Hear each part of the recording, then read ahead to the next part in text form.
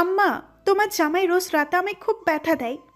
নিজের সদ্য বিবাহিতা স্ত্রীর মুখে এমন একটা কথা শুনে যেন আকাশ থেকে পতিত হলাম আমি। এটা কি বলছে শ্রেষ্ঠা? নিজের মাকে এগুলো বলে কেউ? মানুষ বোকা হয়, তাই বলে এতটা বোকা? শ্রেষ্ঠার মতন সমস্ত বিষয় যেন আমার কল্পনার বাইরে।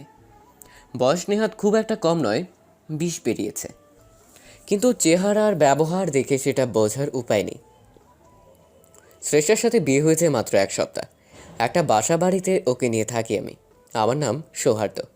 মাকে হারিয়েছি 1 বছর আগে। আপন বলতে বাবার একটা ছোট ভাই আছে, ওরা অবশ্য শহরে বাইরে থাকে। শ্রেষ্ঠার কথা শুনে আমি ওর হাত থেকে ফোনটা কেড়ে নিলাম। পাগল হয়েছ নাকি? এগুলো কি বলছো মাকে? কেন? কি বলছি?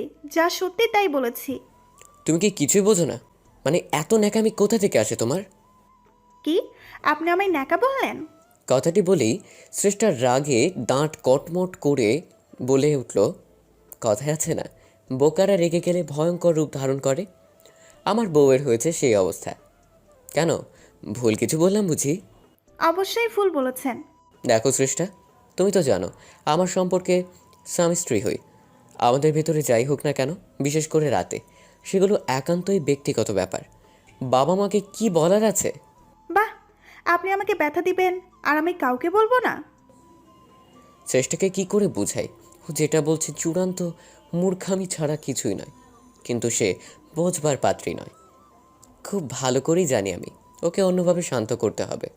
আচ্ছা ঠিক আছে, আর ব্যথা দেব না, কথা দিলাম। অনেক অনেক চকলেট দেবো তোমায়। তুমি যা যা খেতে চাও সব কিনে আনবো। সত্যি বলছেন? হ্যাঁ, সত্যি বলছি। তুমি না চাইলে আমি ছোবও না তোমায়।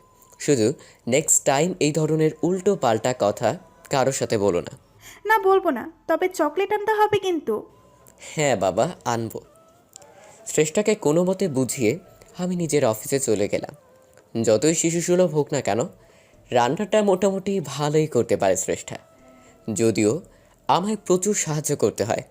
সকাল সকাল রান্নাটা সেরে রেখেছি, তাই বিশেষ কোনো চিন্তা নেই। যদিও বাসায় দুপুরের পরে ফেরবার কথা ছিল, কিন্তু কাজে চাপে বড্ড দেরি করে ফেলেছি। বাসায় ঢুকে দেখি 7টা বেজে গেছে। চারদিকে কোথাও কোনো সাড়া শব্দ নেই। বেডরুমে গিয়ে দেখলাম শ্রেষ্ঠা অঘোরে ঘুমোচ্ছে। না জানি কখন শুয়ে পড়েছে। ভাবলাম জাগিয়ে তুলব, পরে নিজের সিদ্ধান্ত পরিবর্তন করি। নিজের জন্য কেনা কতগুলো গুরুত্বপূর্ণ ওষুধ রাখার জন্য ড্রয়ারটা খুললাম। কিন্তু এ কি, ড্রয়ারের ভেতরে তিল ঠাঁই পরিমাণ জায়গা নেই। পুরোটা শ্রেষ্ঠার গয়না গাটিতে ভরপুর। কতগুলো কাঁচের চুড়ি, নেকলেস, কানের দুল ইত্যাদি ইত্যাদি। মেয়েটা আসলেই পাগল, নয়তো এত অযথা গয়নাগাটি কেউ এভাবে সাথে নিয়ে আসে? ড্রয়ারের ভেতরে হাত দিতেই একটা অদ্ভুত ব্যাপার লক্ষ্য করলাম আমি।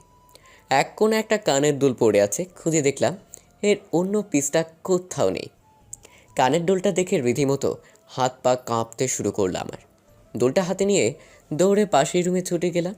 আলমারিটা খুলে তার ভেতর থেকে একটা বক্স বের করি। বক্সের ভেতরে একটা কানের দুল। 1 বছর আগে আমি এখানে রেখেছিলাম এটা।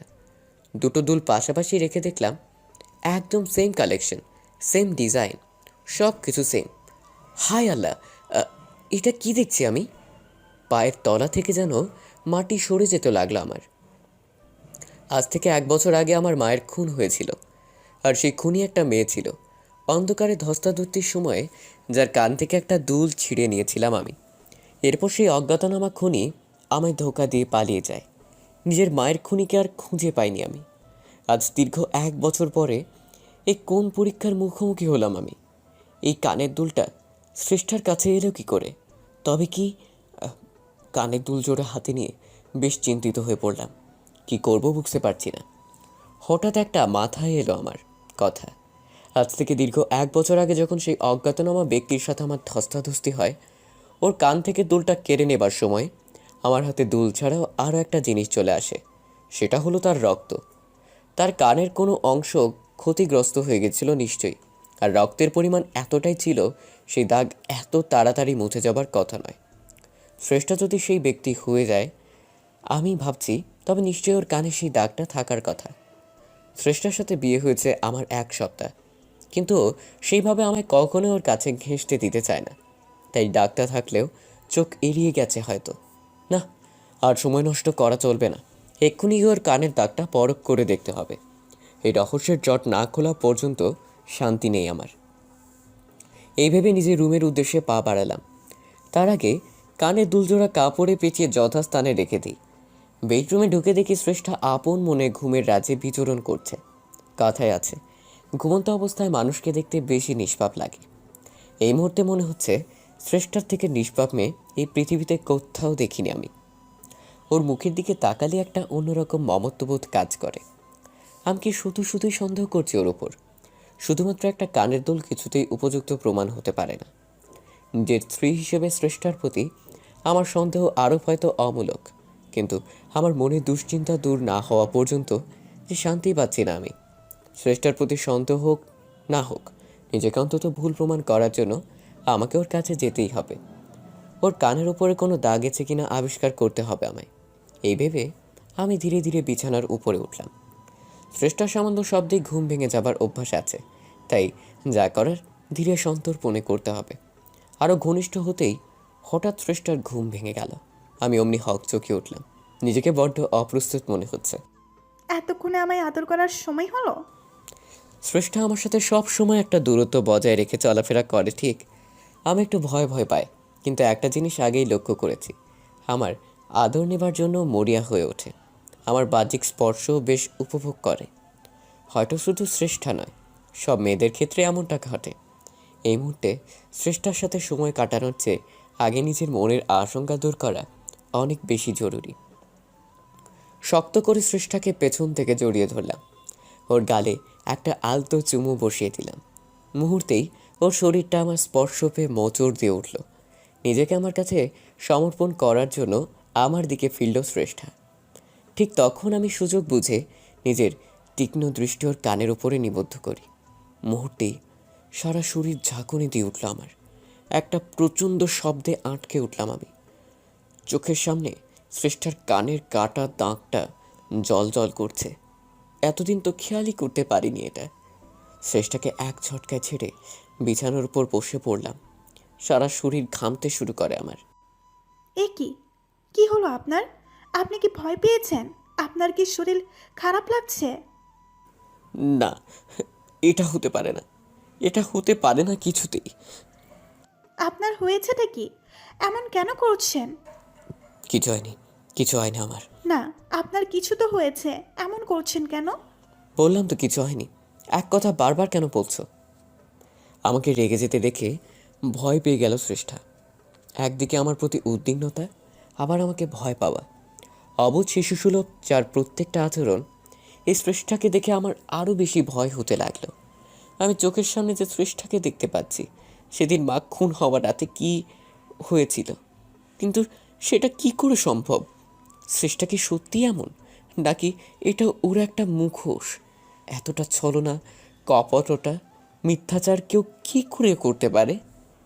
নিজের মনের দুশ্চিন্তা দূর করতে গিয়ে সেটাকে যেন নিজেকে অজান্তেই লক্ষ কোটি গুণে বাড়িয়ে দিয়েছি আমি। এ কোন গোলক ধাঁধায় পড়ে গেলাম আমি? কি করে বের হব এই গোলক ধাঁধা থেকে?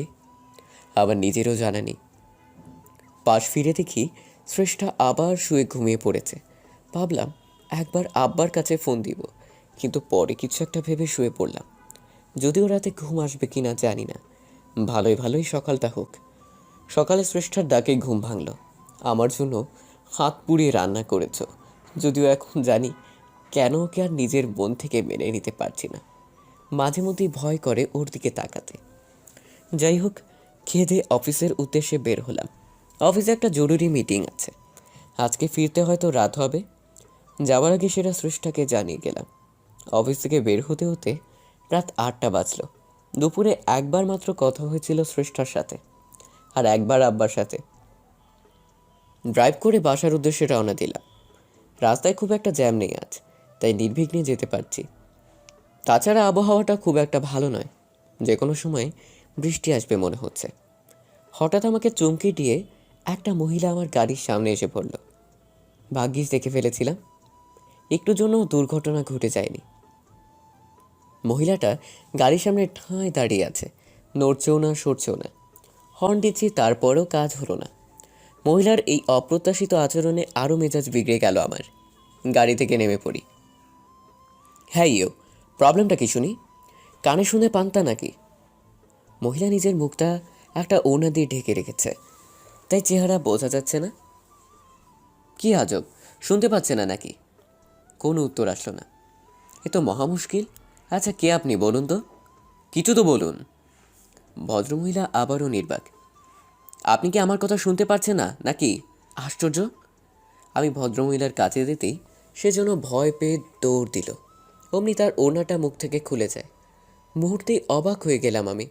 শুধু অবাক নয়, অনেকটাই ভরকে গেলাম। এ তো শ্রেষ্ঠা। সে কারণেই হয়তো একটু পরিচিত লাগছিল। কিন্তু শ্রেষ্ঠাই রাতের বেলা এভাবে কোথায় যাচ্ছে? এরকম সালোয়ার কামিজ পরে, তাও নিজের চেহারা লুকিয়ে। আমি শ্রেষ্ঠার দিকে ছুটে যেতেই ও দ্রুত একটা ক্যাবে উঠে পড়ল। তারপর বিপরীত দিকে, অর্থাৎ আমার অফিসের দিকে চলে যায়। চোখের সামনে কি ঘটল কিছুই বুঝতে পারছি না। শ্রেষ্ঠা এইভাবে রাতের বেলা কোথায় যাচ্ছে? আর ও আমাকে দেখে পালিয়ে গেল কেন? শ্রেষ্ঠা কোথায় গিয়েছে আমি জানি না, কিন্তু আমি আজ বাসায় গিয়ে বসে থাকবো। ফিরতে তো হবেই ওকে। তারপর দেখি কি উত্তর দেয় ও আমায়। বেশ, এরকম বেকায়দায় ফেলা যাবে আজ শ্রেষ্ঠাকে। এভাবেই দ্রুত ড্রাইভ করে নিজের বাসায় পৌঁছলাম। মেন গেট পেরিয়ে দরজার সামনে আসতেই দেখতে পাই ভেতর থেকে দরজা লক করা। নিশ্চয়ই আব্বার ছোট ভাই এসেছে গ্রাম থেকে। ওদের আজকে আসার কথা ছিল। ঈষৎ উৎসুক মনে কলিং বেল প্রেস করতে লাগলাম। একটু পরে ভেতর থেকে দরজাটা খুলতে লাগলো। দেখতে পাচ্ছি আমার সমস্ত ধারণাকে ভুল প্রমাণিত করে শ্রেষ্ঠার সামনে দাঁড়িয়ে আছে। নতুন শাড়ি আর গয়নাগাটি পরে দাঁড়িয়ে আছে ও। আমায় দেখে একটা অদ্ভুত হাসি দিল। তুমি এসে গেছো? তাড়াতাড়ি ভেতরে এসে রেডি হও। শ্রেষ্ঠাকে এই সময় বাড়িতে, তারপর এই বেশে দেখে যেন মাথায় বজ্রপাত হলো আমার। মনে হচ্ছে দাঁড়িয়ে দাঁড়িয়ে স্বপ্ন দেখছি আমি। এটা যদি শ্রেষ্ঠা হয়ে থাকে, তাহলে রাস্তায় কাকে দেখলাম আমি? শ্রেষ্ঠাকে এই সময় বাড়িতে, তার উপর এই বেশে দেখে যেন মাথায় বজ্রপাত হলো আমার। মনে হচ্ছে দাঁড়িয়ে দাঁড়িয়ে স্বপ্ন দেখছি আমি। আচ্ছা, এটা যদি শ্রেষ্ঠা হয় থাকেই, তাহলে রাস্তায় কাকে দেখলাম আমি? শ্রেষ্ঠাকে এই সময় বাড়িতে দেখে আমি বলে উঠলাম, এ কি, তুমি এখানে? তুমি কি করছো এখানে? আমি এখানে মানে? আপনি কি বলছেন এসব? আমি আমার বাড়িতে থাকবো না তো কোথায় থাকবো? না, এই সম্ভব নয়, কিছুতেই সম্ভব নয় এটা। কি সম্ভব নয়? দেখুন, আপনি কি বলছেন কিছুই বুঝতে পারছি না আমি। তার মানে তুমি কোথাও যাওনি? না। কিন্তু আমি যে তোমায় এইমাত্র, বলেই থেমে গেলাম আমি। না, থাক, আর কিছু বলা যাবে না এই মুহূর্তে। শ্রেষ্ঠ নিজেও অবাক হয়ে যাচ্ছে আমাকে বিচলিত অবস্থায় দেখে। আচ্ছা, আপনার কি কিছু হয়েছে? এমন করছেন কেন? না, আমি ঠিক আছি, আমার কথা ছাড়ো। কিন্তু তুমি এভাবে সেজেগুজে কোথায় যাচ্ছ? আর কোথায় যাব?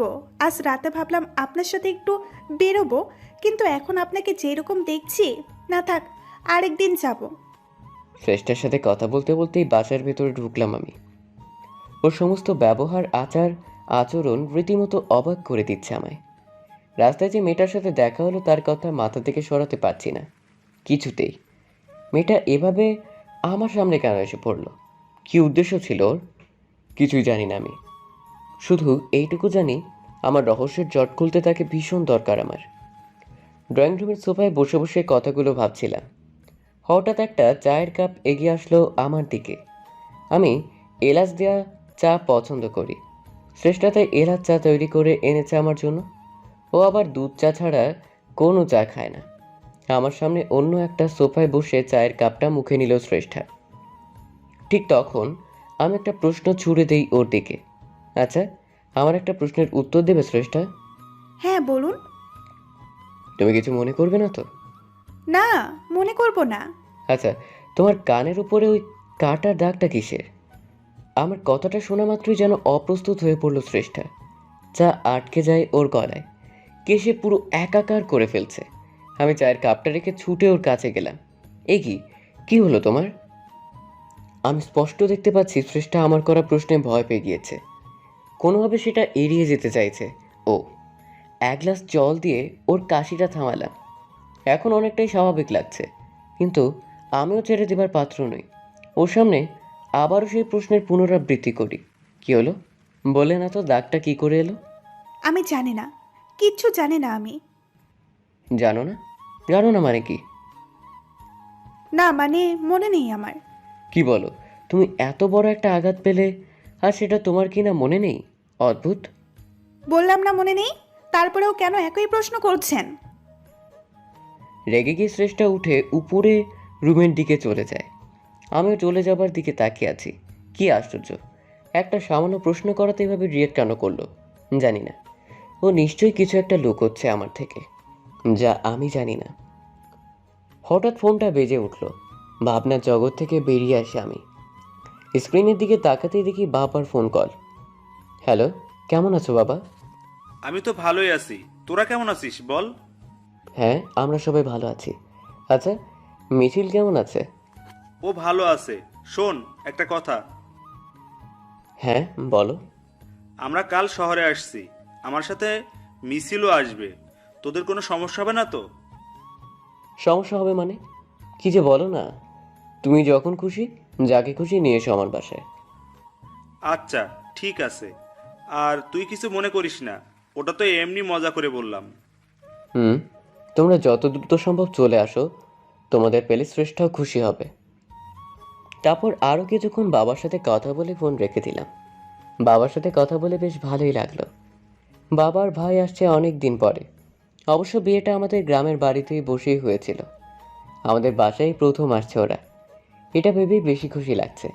কিন্তু সমস্ত ভালো লাগার ভেতরেও যখন শ্রেষ্ঠার রাস্তায় দেখা সেই মহিলার কথা মনে পড়ে, সকল আনন্দ ভালো লাগা নিমিষে বিষাদ আর দুশ্চিন্তায় পরিণত হয়। আমি নিজেও জানি না এই ভয়ঙ্কর দুশ্চিন্তা থেকে কবে বের হতে পারবো।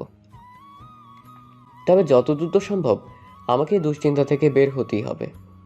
কোনো মানুষের পক্ষে এত টেনশন বয়ে বেড়ানো সম্ভব নয়, বিশেষ করে আমার পক্ষে তো নয়। পরের দিন বিকেলবেলায় বাসায় বাবার ছোট ভাই চলে আসে। ওরা আসাতেই শ্রেষ্ঠাও বেশ আনন্দিত। আমারও ওদের পেয়ে কিছুটা হলেও দুশ্চিন্তার রাশটা লাঘব হলো। অবশ্য আমি বাবার সাথে শ্রেষ্ঠার সেই মহিলার বিষয়ে আলোচনা করি। বাবা শুনে আমায় ধৈর্য ধরার পরামর্শ দিলেন। তবে উনি নিজেও খানিকটা চিন্তিত হয়ে পড়েন এই নিয়ে। এরপর যখন সন্ধ্যা হয়ে প্রায় 7টা, ছাদে একা একা পায়চারি করছি আমি, একটা অপরিচিত নাম্বার থেকে ফোন আসলো আমার কাছে। আমি রিসিভ করতেই একটা মহিলা কণ্ঠস্বর ভেসে আসলো ওপাশ থেকে। আপনি মিস্টার সৌহার্দ্র জামান? হ্যাঁ, আমি সৌহার্দ্য, বলুন। আপনার জন্য একটা খাস খবর আছে। খবর? কিসের খবর? আর আপনি কে? আমার পরিচয় পরে দিচ্ছি, আগে একটা লোকেশন দিচ্ছি, ওখানে চলে আসুন। লোকেশন? কিসের লোকেশন? আজ থেকে 1 বছর আগে আপনার মা মারা গিয়েছিল না? মানে আপনারা যতদূর জানেন। হ্যাঁ, খুনি মাকে মেরে লাশটা নদীতে ফেলে দেওয়া দিয়েছিল। তারপর এক পর্যায়ে পুলিশ তাকে আর খুঁজে না পেয়ে মৃত ঘোষণা করে দেন। কিন্তু কি হয়েছে বলুন তো? ঠিক, আপনার মাকে নদীতে ফেলে দেওয়া হয়েছিল, কিন্তু উনি সেদিন মারা যাননি, উনি এখনো বেঁচে আছেন। হোয়াট? কি বলছেন আপনি এটা? মহিলার কথা কিছুতেই নিজের কানকে যেন বিশ্বাস করতে পারছি না আমি। দেখুন, দীর্ঘ 1 বছর পরে কোমা থেকে ফিরলেন উনি। তারপর ওনার মুখ থেকে আপনাদের বিষয়ে বিস্তারিত জানতে পেলাম। আর হ্যাঁ, উনি এটাও জানেন কে তাকে খুন করার চেষ্টা করেছিল এবং কেন। সবটা মনে করতে পেরেছেন উনি। মহিলার কথা শুনে যেন হাত থেকে ফোনটা মেঝেতে পড়ে গেল আমার। যেন একটা প্রচণ্ড ঝাঁকুনি দিয়ে উঠল শরীরটা। মা কি সত্যি বেঁচে আছে? আর সেটা কি না এতগুলো দিন পরে জানতে পারছি আমি? নাকি আমাকে ফাঁদে ফেলার ষড়যন্ত্র করছে কেউ?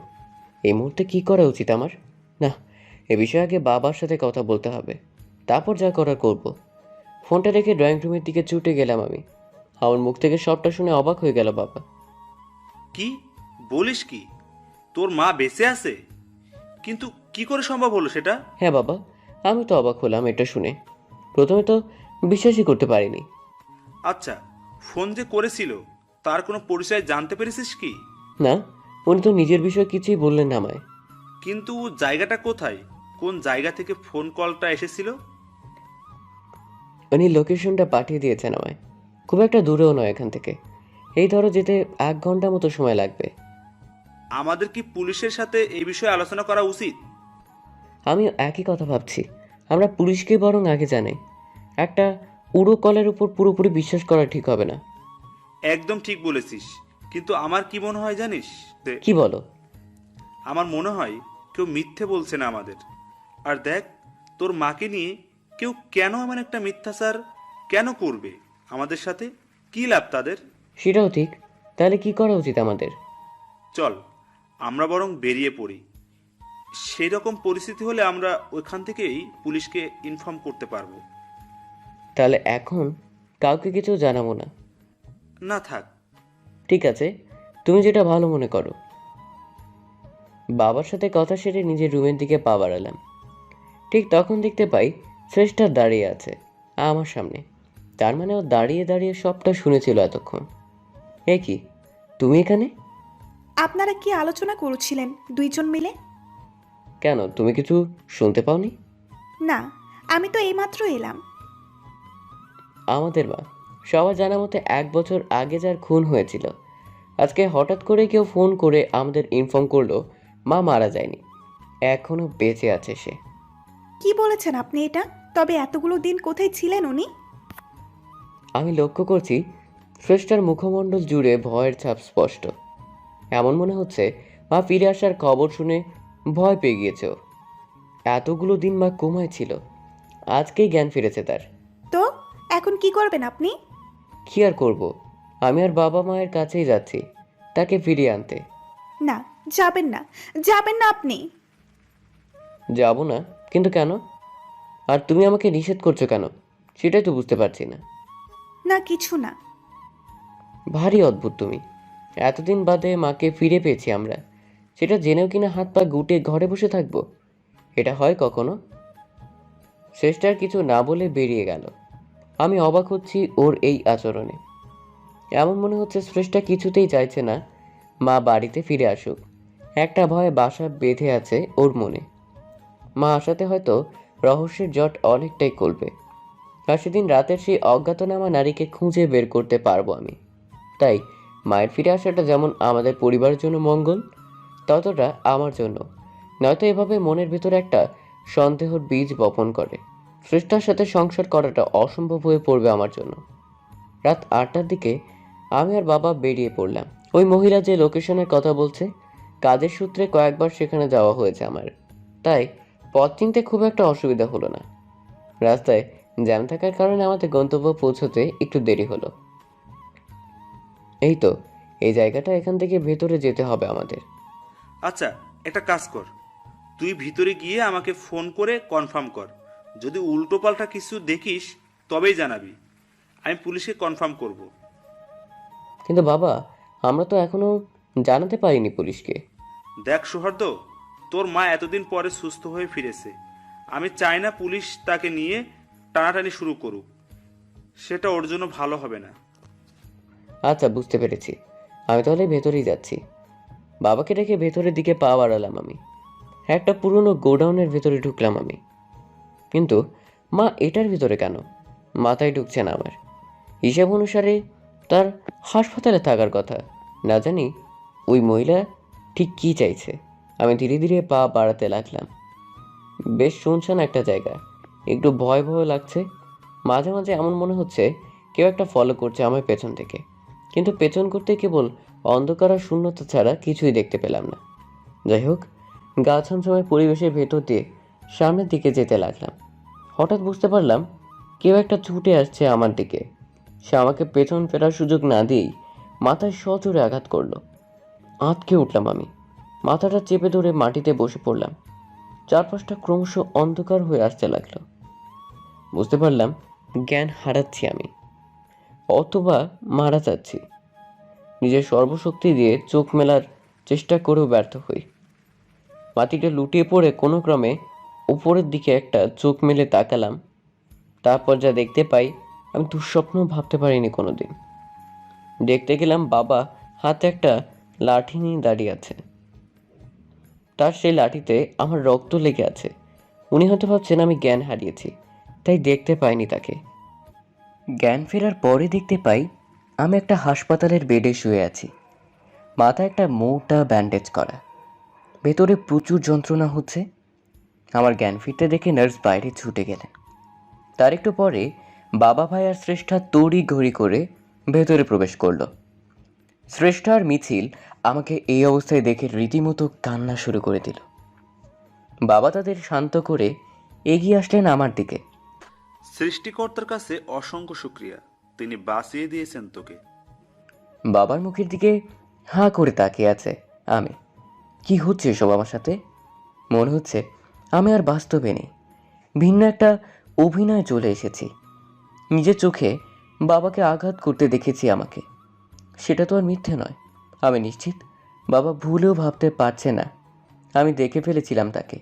কিন্তু আমাকে আঘাত করে আবার হাসপাতালে ভর্তি করে সুস্থ করে তোলার অর্থ কী?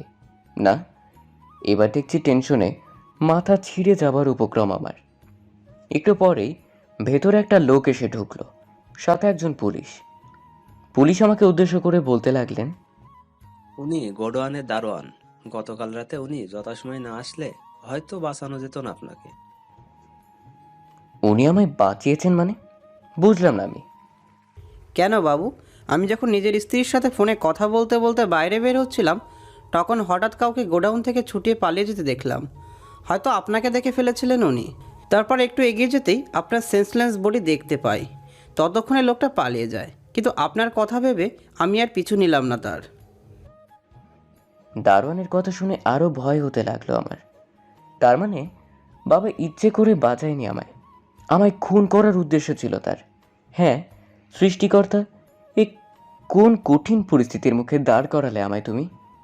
আমার নিজের বাবা খুন করতে চাইছে আমায়। আমি কি এমন ক্ষতি করেছি তার? বাবা কেন এটা করলো আমার সাথে? তার মানে মায়ের ফিরে আসা, ফোন কল, এসব কিছু বাবার ষড়যন্ত্র ছিল। কিন্তু বাবার এসব করে কী লাভ? কেন সেসব করছে? একটু পরে পুলিশ আর সেই দারোয়ান বেরিয়ে গেল। বাবা আবারও আমার সাথে কথা বলা শুরু করলো। এখন কেমন লাগছে বাবা?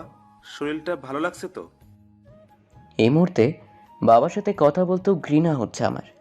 ভাবতে অবাক লাগছে, ইনি আমার নিজের বাবা, যাকে আমি এতটা সম্মান করি, ভালোবাসি, সে কিনা আমার বিরুদ্ধে এত বড় ষড়যন্ত্র চালাচ্ছে, তাও পেছন থেকে।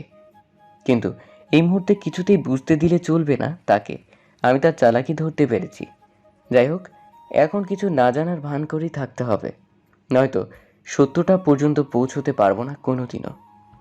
পুলিশের ডাকে বাবা কেবিনের বাইরে বেরিয়ে গেলেন। ভেতরে মিছিল আর শ্রেষ্ঠা এসে আমার পাশে বসলো, আর মিছিল দাঁড়িয়ে আছে।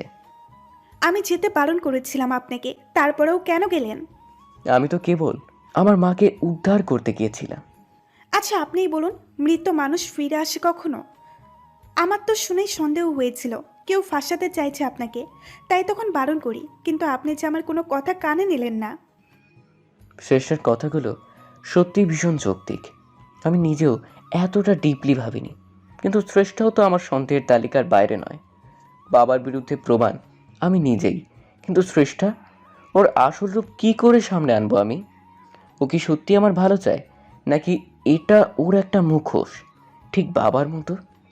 এই পৃথিবীতে আমিই বোধহয় একমাত্র হতভাগ্য মানুষ, যাকে কিনা তার জন্মদাতা পিতা খুন করতে চাইছে, যাকে কিনা নিজের স্ত্রীকে প্রতিক্ষণ আর প্রতি মুহূর্তে সন্দেহের চোখে দেখতে হচ্ছে। এই যন্ত্রণাদায়ক জীবনের থেকে মৃত্যু অনেক অনেক শ্রেয়। কিন্তু মায়ের খুনির পরিচয় না জেনে আমার বাবা কেন খুন করতে চাইছে আমায়, এটা না জেনে মোড়েও শান্তি পাবো না আমি। তাই আমাকে যে করেই হোক সমস্ত প্রতিকূলতার সম্মুখীন হতে হবে। এর থেকে পালিয়ে বাঁচার কোনো রাস্তা নেই আমার। কি হলো? কি ভাবছেন এত? না, কিছু না। ডাক্তার বলেছে কাল সকালে রিলিজ দেওয়া হবে আপনাকে, ততক্ষণ এই হাসপাতালেই থাকতে হবে। ও, তা তুমি কি সিদ্ধান্ত নিলে? কি সিদ্ধান্ত? এখানে থাকবে নাকি বাসায় যাবে? বারে, আপনি অসুস্থ হয়ে হাসপাতালে পড়ে আছেন, আর আমি কিনা আপনার স্ত্রী হয়ে বাড়ি গিয়ে আরাম করব? এটা হতে পারে? তুমি তো বড়দের মতো কথা বলা শিখে গেছো দেখি। শ্রেষ্ঠা আমার কথার প্রত্যুত্তরে একটা লজ্জা মিশ্রিত হাসি দিল, আর কিছুই বলল না। সারা দিন কেটে গেল। শ্রেষ্ঠা আমার কথায় সন্ধ্যার পরে মিছিলকে নিয়ে বাসায় চলে গেছে।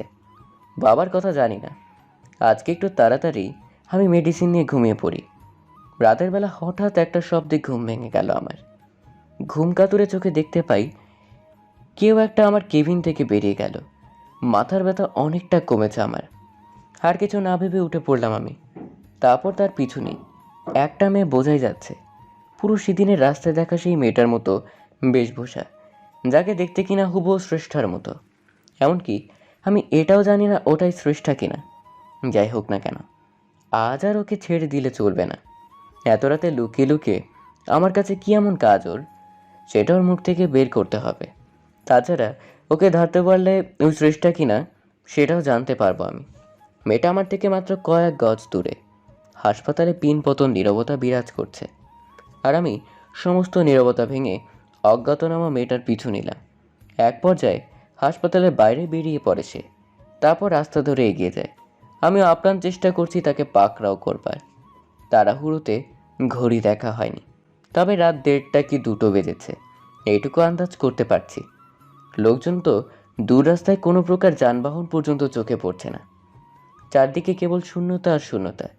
মেয়েটা ছুটতে ছুটতে এক পর্যায়ে হোঁচট খেয়ে পড়ল। সৃষ্টিকর্তা যেন আজ একটু বেশি সহায় আমার। তা না হলে এর থেকে বড় সুযোগ আর কি হতে পারে। সর্বশক্তি দিয়ে ছুটে যাই আমি। সে উঠে পা বাড়াতে না বাড়াতেই হাতটা খপ করে ধরে ফেললাম আমি। তারপর ওর মুখ থেকে ওড়নার পর্দাটা সরিয়ে নিলাম। যা অনুমান করেছিলাম তাই। রাস্তায় দেখাও সেই মেয়েটা। নিজের সামনে যেন সৃষ্টাকেই দেখেছি আমি। মেয়েটা নিজেকে ছাড়িয়ে পালিয়ে যেতে চাইছে, কিন্তু আমার হাত থেকে নিজেকে মুক্ত করা যে এত সহজ নয় তার জন্য। কোথায় পালাচ্ছ? তোমার সব খেলা শেষ। ধরে ফেলেছি তোমায় আমি। তাকে উদ্দেশ্য করে বলে উঠলাম আমি। ছাড়ুন আমায় বলছি, ভালো হচ্ছে না একদম। ভালো হচ্ছে না মানে? রাতের বেলা একটা অপরিচিত মানুষের কাছে লুকিয়ে লুকিয়ে যাওয়াটা কি খুব কাজ মনে হয় তোমার কাছে? আমায় ছেড়ে দিন, দয়া করে ছাড়ুন আমায়। ছাড়বো না। আজ তো কিছুতেই ছাড়ছি না তোমায়। সেদিন তো পালিয়ে বেঁচেছিলে, আজ কে বাঁচাবে তোমায়? আপনার কোনো ধারণাও নেই আমার সম্পর্কে। জানেন কি করতে পারি আমি? কে তুমি? কেন আমার সাথে লুকোচুরি খেলা খেলছো? কি চাও তুমি? জানতে চান কি চাই আমি? হ্যাঁ, জানতে চাই। আর জানতে চাই বলেই ছুটে এলাম আমি। ঠিক আছে, আমি বলবো, তার আগে হাতটা ছাড়ুন। আর তুমি ছুটে পালাও, তাই না? তোমার বুদ্ধির জবাব নেই সত্যি। না, আমি পালাবো না। যদি জানার এতই ইচ্ছা থাকে একবার হাতটা ছেড়ে দেখুন। একদম চালাকি করার চেষ্টা করো না। না, করবো না চালাকি। অগত্যা মেয়েটার হাতটা ছেড়ে দিলাম আমি। এমনিতেই আমার আওতার ভেতরে আছে সে, তাই পালাতে চাইলেও এত সহজে পালাতে পারবে না সে। মেয়েটা তার বুকের ভেতরে হাতটা ঢুকিয়ে দিল। কিছু একটা বের করতে চাইছে মনে হচ্ছে। হেই, তুমি এটা কি করছো? কি বের করছো এটা? ভয় পাবেন না, প্রমাণ বের করছি। আপনি জানতে চেয়েছিলেন না আমি কে? এই বলেই মেয়েটা আমাকে অবাক করে দিয়ে ওর বুকের ভেতর থেকে একটা পিস্তল বের করে। আমি যেন পুরো বোকা বনে গেলাম তার সামনে। না, তুমি এটা করতে পারো না। এভাবে ধোঁকা দিলে আমায় তুমি। ছি, আমি বিশ্বাস করেছিলাম তোমায়। চুপ থাকো, একদম চুপ থাকো। তোমার মুখে বিশ্বাস আর অবিশ্বাসের কথা মানায় না। আর ভেবো না আমি ছেড়ে দেব তোমায়। এক এক করে সব কিছু শোধ তুলবো। মেয়েটা কি বলছে এসব? আমার উপর এত কি রাগ ওর? আর কিসের শোধ তোলার কথা বলছে ও? আমার মাথায় ঢুকছে না কিছুই। তুমি কি বলছো এসব? যা বলছো ভেবে বলছো তো? আমি তোমায় চিনি না, জানি না। কিসের শোধ তুলতে চাইছো তুমি আমার উপরে? নাকি তুমি আমার পরিচিত কেউ? আচ্ছা, তুমি শ্রেষ্ঠ নাও তো? প্রশ্নগুলো শেষ করতে না করতেই আমাদের পাশ দিয়ে একটা ট্যাক্সি এসে দাঁড়ালো। মেয়েটা আমার দিকে পিস্তলটা টাক করে রেখেই গাড়িতে গিয়ে উঠল। ভারী শিয়ানা মেয়ে সে। আমি তার পিছু করেছি এটা খেয়াল করে পালানোর বন্দোবস্ত ভালোভাবেই করে ফেলেছিল। এভাবে আমাকে মৃত্যুর সামনে দাঁড় করিয়ে এক পর্যায়ে পালিয়ে যায় মেয়েটা। আমার হাঁ করে তাকিয়ে সেই দৃশ্য দেখা ছাড়া কোনো উপায় ছিল না। তবে যাই হোক না কেন, এই মেয়েটা কিছুতেই শ্রেষ্ঠা হতে পারে না, এটা আমি নিশ্চিত। শ্রেষ্ঠা এতটা ধুরন্ধর প্রকৃতির কখনোই নয়। তাছাড়া চেহারায় মিল থাকলেও দুজনের আচার ব্যবহার আকাশ পাতাল ব্যবধান। পরক্ষণে বাবার কথা মাথায় আসে আমার। আমি তো ছোটবেলা থেকেই তাকে একজন ফেরেশতার চোখে দেখে এসেছি। সেই মানুষটা যদি আমার সাথে এমন একটা জঘন্য কাজ করতে পারে, তার ভেতরে যদি এমন একটা পশু সত্তা লুকিয়ে থাকতে পারে, তবে শ্রেষ্ঠার ভিতরে কেন নয় আমি জানি না, এই মেয়েটা শ্রেষ্ঠা নাকি অন্য কেউ। তবে সে যেই হোক না কেন, বাবার সাথে তার নিশ্চয়ই কোনো যোগাযোগ আছে, এটা অনেকটা নিশ্চিত আমি। বাবা মারতে চায় আমায়, আর সেও ক্ষতি করতে চাইছে আমার। আবার আজকে রাতে আমার হাসপাতালে থাকার বিষয় জেনে এই পর্যন্ত চলে এলো সে। কেউ সাহায্য না করলে এগুলো একার পক্ষে সম্ভব নয় কিছুতেই। তাই সবার আগে আমাকে এটা জানতে হবে বাবার সাথে এই মেয়েটার কোনো যোগাযোগ আছে কিনা, আর সেই যোগাযোগ কিসের ওপর ভিত্তি করে। এই প্রশ্নের উত্তর জানতে পারলেই আমার রহস্য উন্মোচনের পথটা আরও সহজ হয়ে যাবে। এতক্ষণ ছুটতে ছুটতে বেশ ক্লান্ত হয়ে পড়েছি। আবারও হাসপাতালের দিকে পা বাড়ালাম। মাথায় আবারও পেইন হচ্ছে, আর সেটা হওয়াই স্বাভাবিক। এতক্ষণ যা স্ট্রেস গিয়েছে, নিজের কেবিনে গিয়ে শুয়ে পড়ি, আর তারপর সকাল হবার জন্য অপেক্ষা করতে থাকি। সকালবেলা শ্রেষ্ঠা, মিছিল আর বাবা সবাই এলো হাসপাতালে। আমাকে রিলিজ করা হবে আজকে। আমার সুস্থ হয়ে উঠতে দেখে সবাই বেশ আনন্দিত, বাবাও আনন্দিত। তবে আমি ভালো করে জানি তার এই আনন্দের পেছনে লুকিয়ে আছে এক রাশ ব্যর্থতার হতাশা, সুযোগ পেয়েও নিজের সন্তানকে খুন করতে না পারার হতাশা। হয়তো আবারও সুযোগ খুঁজছে সে, নিজের অসমাপ্ত কাজকে কিভাবে সমাপ্ত করা যায়।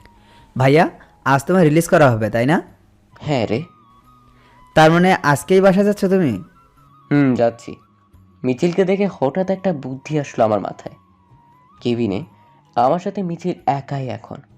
বাবা শ্রেষ্ঠা বাইরে ফর্মালিটির স্বার্থে ব্যস্ত।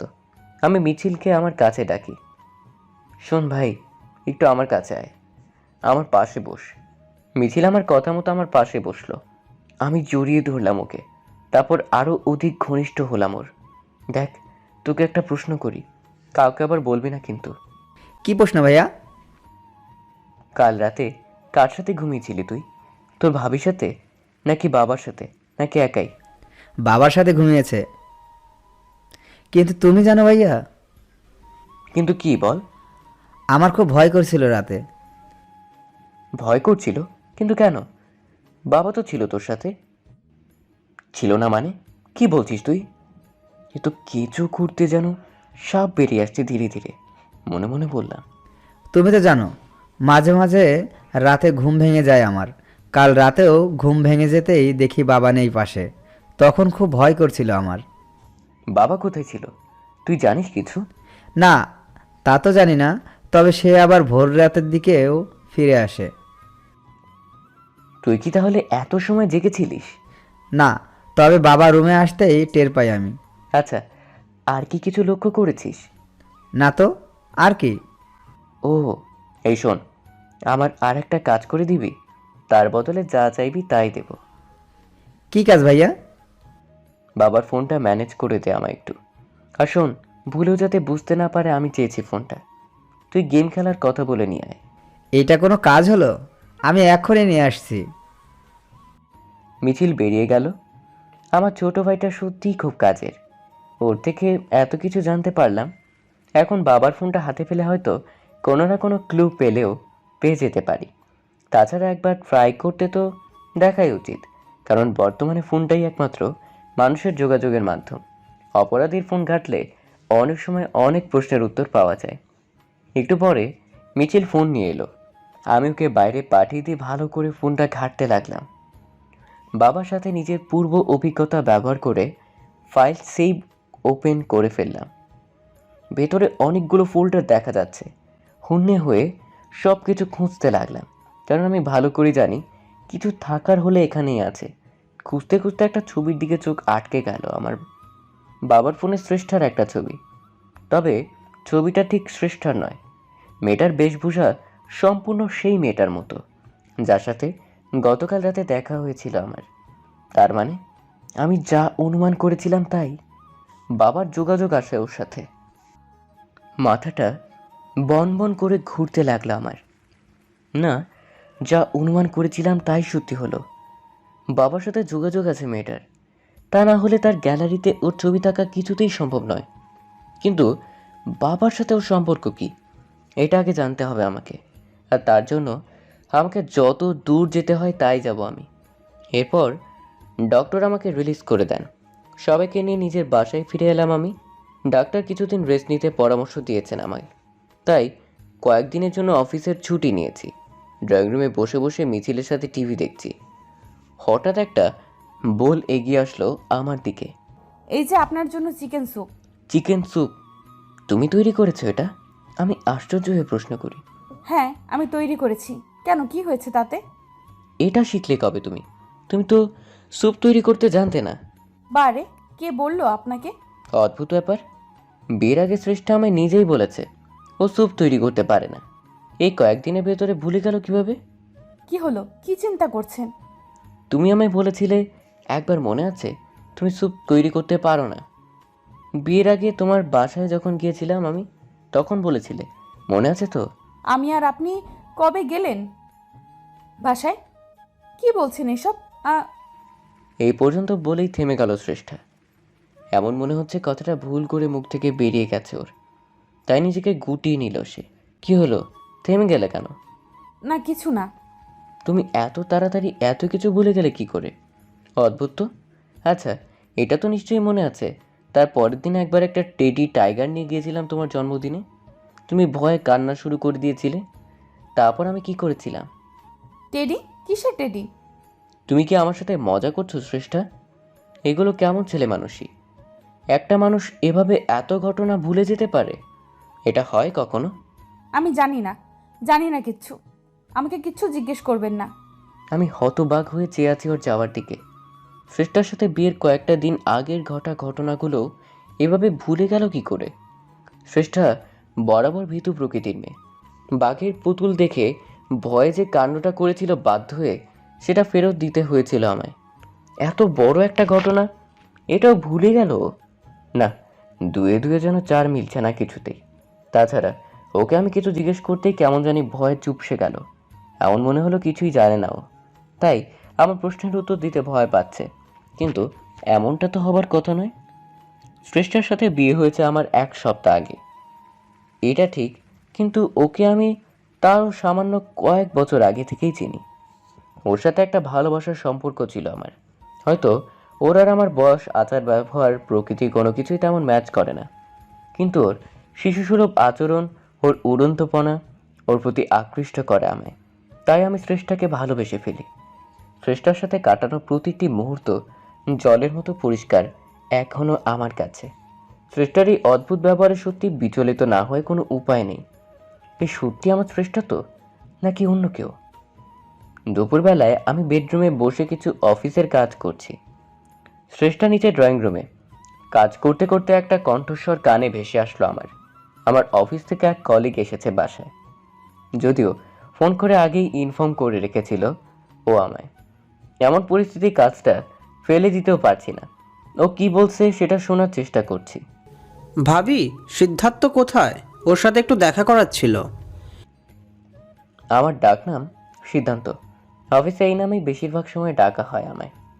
নিশ্চয়ই ও শ্রেষ্ঠাকে উদ্দেশ্য করে বলছে। সিদ্ধান্ত? সিদ্ধান্ত কে? আপনি কি আমার সাথে মজা করছেন ভাবি? এখন বলবেন নিজের হাজবেন্ডকেই চিনতে পারছেন না। ও হ্যাঁ হ্যাঁ, আসলে নামটা মাথায় ছিল না আমার। আপনি বসুন, আমি ওনাকে ডেকে দিচ্ছি। আচ্ছা ঠিক আছে। শ্রেষ্ঠা সিঁড়ি বেয়ে উপরে উঠে আসতে লাগলো। আবারও একটা খটকা। আমার ডাক নাম সিদ্ধান্ত জামান। অফিসের কলিগ সহ অনেকেই এই নামেই ডাকে আমায়। এমনকি বিয়ের আগে শ্রেষ্ঠাও এই নামে ডাকতো। আমার নামটা শুনে এভাবে চিনতে না পারাটা এবার সত্যি আরও বেশি ভাবে তুলছে আমায়। একটা মানুষ সব কিছু ভুলে যেতে পারে, কিন্তু কারুর নাম সেটা কি করে ভুলে যায়? এবার মনে হচ্ছে টেনশনে মাথা ছিঁড়ে যাবে আমার। এসব কি হচ্ছে আমার সাথে? একের পর এক জটিল থেকে জটিলতর প্রশ্নের সম্মুখীন হচ্ছি, যার উত্তর জানা নেই আমার। সকালবেলা শ্রেষ্ঠার বিয়ের আগের ঘটনাগুলো মনে করতে না পারা, এখন আবার আমার নাম ভুলে যাওয়া। আমি শ্রেষ্ঠার হাজব্যান্ড হই। বিয়ের আগেও বহুদিন পরিচয় ছিল আমাদের, যদিও ওইরকম ঘনিষ্ঠতা ছিল না আমাদের। শ্রেষ্ঠা এখন আমাকে আপনি করে ডাকতে অভ্যস্ত, তাই বলে কেউ নিজের স্বামীর নাম ভুলে যায়? ভাবনা রেশ না কাটতেই শ্রেষ্ঠা রুমে ঢুকে পড়ল। আমি ওর সাথে নিতে গেলাম। তারপরে কলিগের সাথে কথা বলতে বলতে একটু বাইরে বের হলাম। বাড়ি ফিরতে ফিরতে একটু লেট হলো। ড্রয়িং রুমে ঢুকে দেখি মিছিল বসে বসে মোবাইল ঘাঁটছে। কি হলো? সারাদিন মোবাইল নিয়ে এত ডুবে থাকলে হবে? তোর ভাবি কোথায়? জানি না। মিছিল বিরক্তিসূচক উত্তর দিয়ে আবারও মোবাইলের দিকে মনোযোগ নিবেশ করে। আমি এগিয়ে গেলাম ওর দিকে। কি হলো? কি দেখছিস মনোযোগ দিয়ে এত? ভাই, একটা গল্প পড়ছি, প্রদীপচন্দ্র তিয়াস ভাইয়া প্রদীপ স্টোরেজ নামে একটা নতুন পেজ খুলেছেন, ওখান থেকে তার গল্প পড়ছি। ও এই কথা। আমি ব্ল্যাক AUI গ্রুপে তার গল্প পড়েছি। তোকে সময় অ্যাড করে দিব।